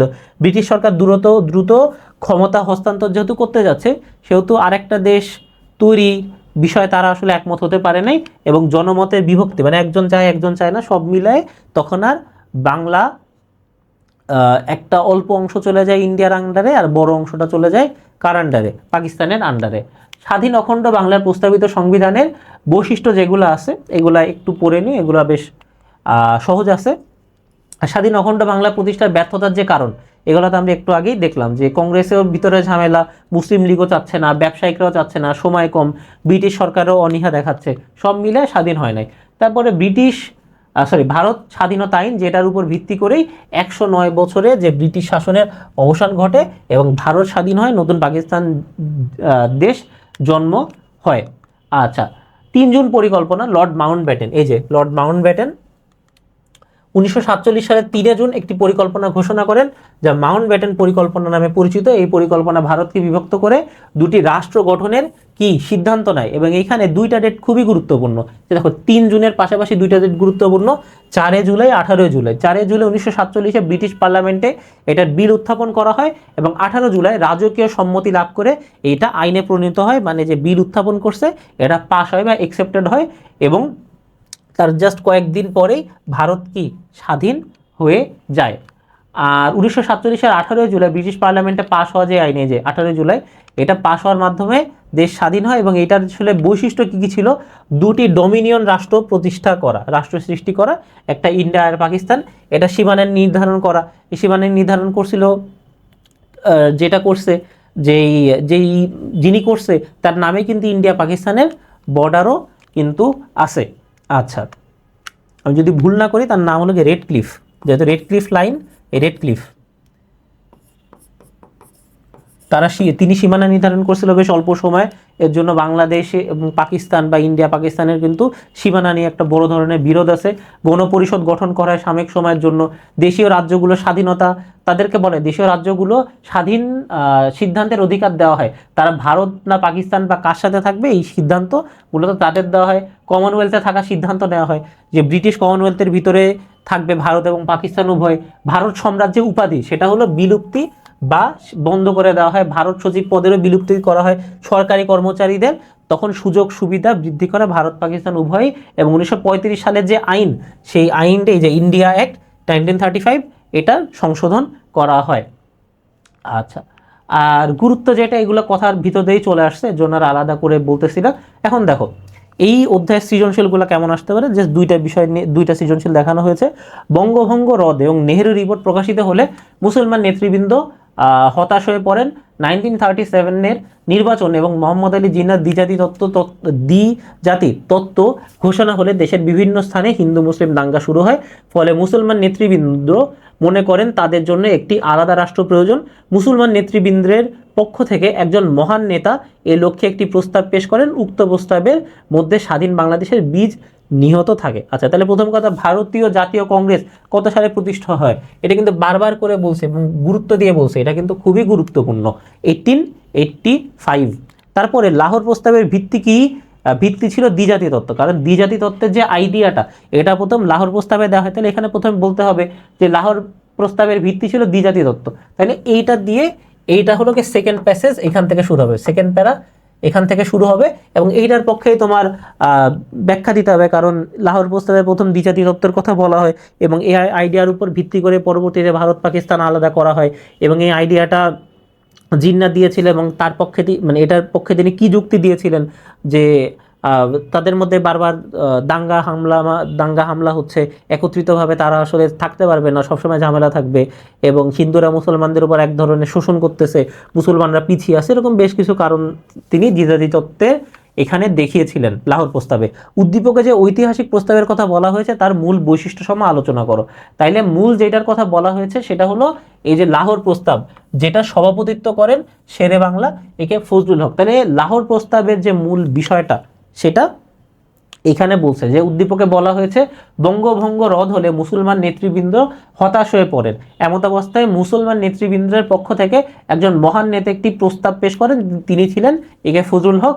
উক্ত প্রস্তাবের মধ্যে স্বাধীন বাংলাদেশের বীজ নিহত ছিল। এখানে লাহোর প্রস্তাবের প্রতি ইঙ্গিত করা হয়েছে এবং এটা কত সালের কত তারিখে হয়েছিল, এখানে কি কি আলোচনা করা হয়েছিল, এখানের বৈশিষ্ট্যগুলো কি কি ছিল। বৈশিষ্ট্য কিন্তু অলরেডি আমরা মূল পাঠ যে আলোচনা করছি সেইখানে ছিল। এভাবে জাস্ট 3টা প্যারায় তোমার লিখে দিতে হবে। আর তুমি কি মনে করো উক্ত প্রস্তাবের মধ্যে স্বাধীন বাংলাদেশের বীজ নিহত ছিল কেন, যেটা কিন্তু মানে 10-15 মিনিট আগে আলোচনা করছি। তার কারণ হলো দ্বিজাতি তত্ত্ব বা আলাদা 2টা রাষ্ট্র প্রতিষ্ঠা হবে, এটা তো লাহোর প্রস্তাবে বলা হয়েছে ঠিকই, কিন্তু কাইন্ড অফ এই 2টা আলাদা রাষ্ট্র হওয়ার আইডিয়াটা ওইখান থেকে নিয়েও কিন্তু বাংলাদেশ স্বাধীনতার পক্ষে ছিল, মানে স্বাধীনতার সময় এই আইডিয়াটা ইউজ করা হয়েছিল। তার কারণ হলো জিন্না বলছিল ধর্মের ভিত্তিতে, আর বাংলা তখন হলো গিয়ে পূর্ব পাকিস্তান পশ্চিম পাকিস্তানের মধ্যে দেখা যাচ্ছিল সাংস্কৃতিক কোনো মিলই নেই, এবং বারবার হলো গিয়ে ধর্ম এক থাকার কারণে বারবার তাদের মধ্যে ঝামেলা হচ্ছে। আর তবে ইন্ডিয়া পাকিস্তানের মতো এত শান্তিতে তারা মানে বিভাজন করতে পারে নাই, একটা যুদ্ধের মাধ্যমে তাদের বিভাজন করা হয়। এবং এই যে বলা হয়েছে যে বীজ নিহত ছিল, উক্তিটি যথার্থ, এবং এটার ব্যাখ্যা তুমি তোমার মতো করে দিবা। তারপরে আরেকটা প্রশ্ন, যে প্রশাসনিক কাজের সুবিধার্থে কর্তৃপক্ষ ক নামক অঞ্চলটিকে পূর্ব ও পশ্চিম এই 2 ভাগে ভাগ করার সিদ্ধান্ত গ্রহণ করে। এতে পূর্ব অঞ্চলবাসী আনন্দিত হয় কারণ তাদের দীর্ঘদিনের বৈষম্যর অবসান ঘটবে, কিন্তু পশ্চিম অঞ্চলবাসী এই সিদ্ধান্তে হতাশ হয় কারণ এতে তাদের প্রভাব ও গুরুত্ব কমে যাবে। তাই তারা এর বিরুদ্ধে তীব্র আন্দোলন গড়ে তোলে। ফলে কর্তৃপক্ষ সিদ্ধান্তটি কি করে, বাতিল করে। তাহলে কোন কর্মসূচিকে বাঙালির ম্যাগনা কার্টা বলা হয়? এটা কিন্তু 6 দফা। এটা যদিও তোমাদের 2nd অধ্যায় থেকে নেওয়া, কিন্তু খুবই গুরুত্বপূর্ণ যে ম্যাগনা কার্টা বলা হয় শেখ মুজিব যেই 6 দফাটা পেশ করছিল সেটা, এবং 6 দফাটা কিন্তু খুবই গুরুত্বপূর্ণ। এবং 1 নাম্বার কোন দফা, 2 নাম্বার কোন দফা, 3 নাম্বার 4 নাম্বার 5 নাম্বার 6 নাম্বার, এভাবে কিন্তু সিরিয়ালি বলতে হবে। তারপর ফরায়েজি আন্দোলন বলতে কি বোঝায়, যে ফরজ যে আন্দোলন, মানে তোমার একটা সময় দেখা গেছিল যে এই অঞ্চলের মানুষজন আসলে এভাবে ধর্মকর্ম করে না, তখন এই যে তোমার হাজী শরীয়তুল্লাহ ইনিশিয়েটিভটা নেয় যে তাদের ধর্মকর্মের দিকে ফিরিয়ে আনার জন্য অ্যাটলিস্ট যেন এই অঞ্চলের মুসলমান মানুষজনরা ফরজ কাজগুলা করে। এইটার উপর ভিত্তি করে তোমার ফরায়েজি আন্দোলন প্রতিষ্ঠা হয়। তারপরে উদ্দীপকের উল্লেখিত ঘটনার সাথে ব্রিটিশ ভারতের কোন ঐতিহাসিক ঘটনার মিল পাওয়া যায়, যে এটার সাথে মিল পাওয়া যায় 1905 সালে যে বঙ্গভঙ্গ। তাহলে দেখো এখানে ট্রিক্স কি, কিভাবে বুঝবা। এখানে বলছিল যে প্রশাসনিক কাজের সুবিধার্থে কর্তৃপক্ষ একটা অঞ্চলকে 2 ভাগে ভাগ করছে। ঠিক একইভাবে 1905 সালে কিন্তু বিভিন্ন কারণে, তার অন্যতম কারণ ছিল প্রশাসনিক কারণে তোমার বঙ্গকে বা বাংলাকে 2 ভাগে ভাগ করে, পূর্ব পাকিস্তান পশ্চিম পাকিস্তান। জাস্ট সেইটার ইতিহাস তুমি এখানে 3টা প্যারার মাধ্যমে বলে দিবে। এবং প্রথমে বলবা যে যুক্তিটি তোমার যদি এরকম থাকে যে তুমি মনে করো নাকি মনে করো না, তখন বলছে হ্যাঁ আমি মনে করি, বা আমি উদ্দীপকে উল্লেখিত এই উক্তিটির সাথে উক্তিটি যথার্থ বা উক্তিটি যথার্থ নয়, এরকম করে তুমি বলবা। আর যদি নির্দিষ্ট কোনো জিনিস জানতে চাই যেরকম কোনটার সাথে মিল আছে, তখন তুমি এরকম বলে দেবা যে 1905 সালের বঙ্গভঙ্গের কথা। তারপরে এইটার পক্ষে যে যুক্তি আমরা এতক্ষণ যে পড়ছি সেটা আমরা বলবো।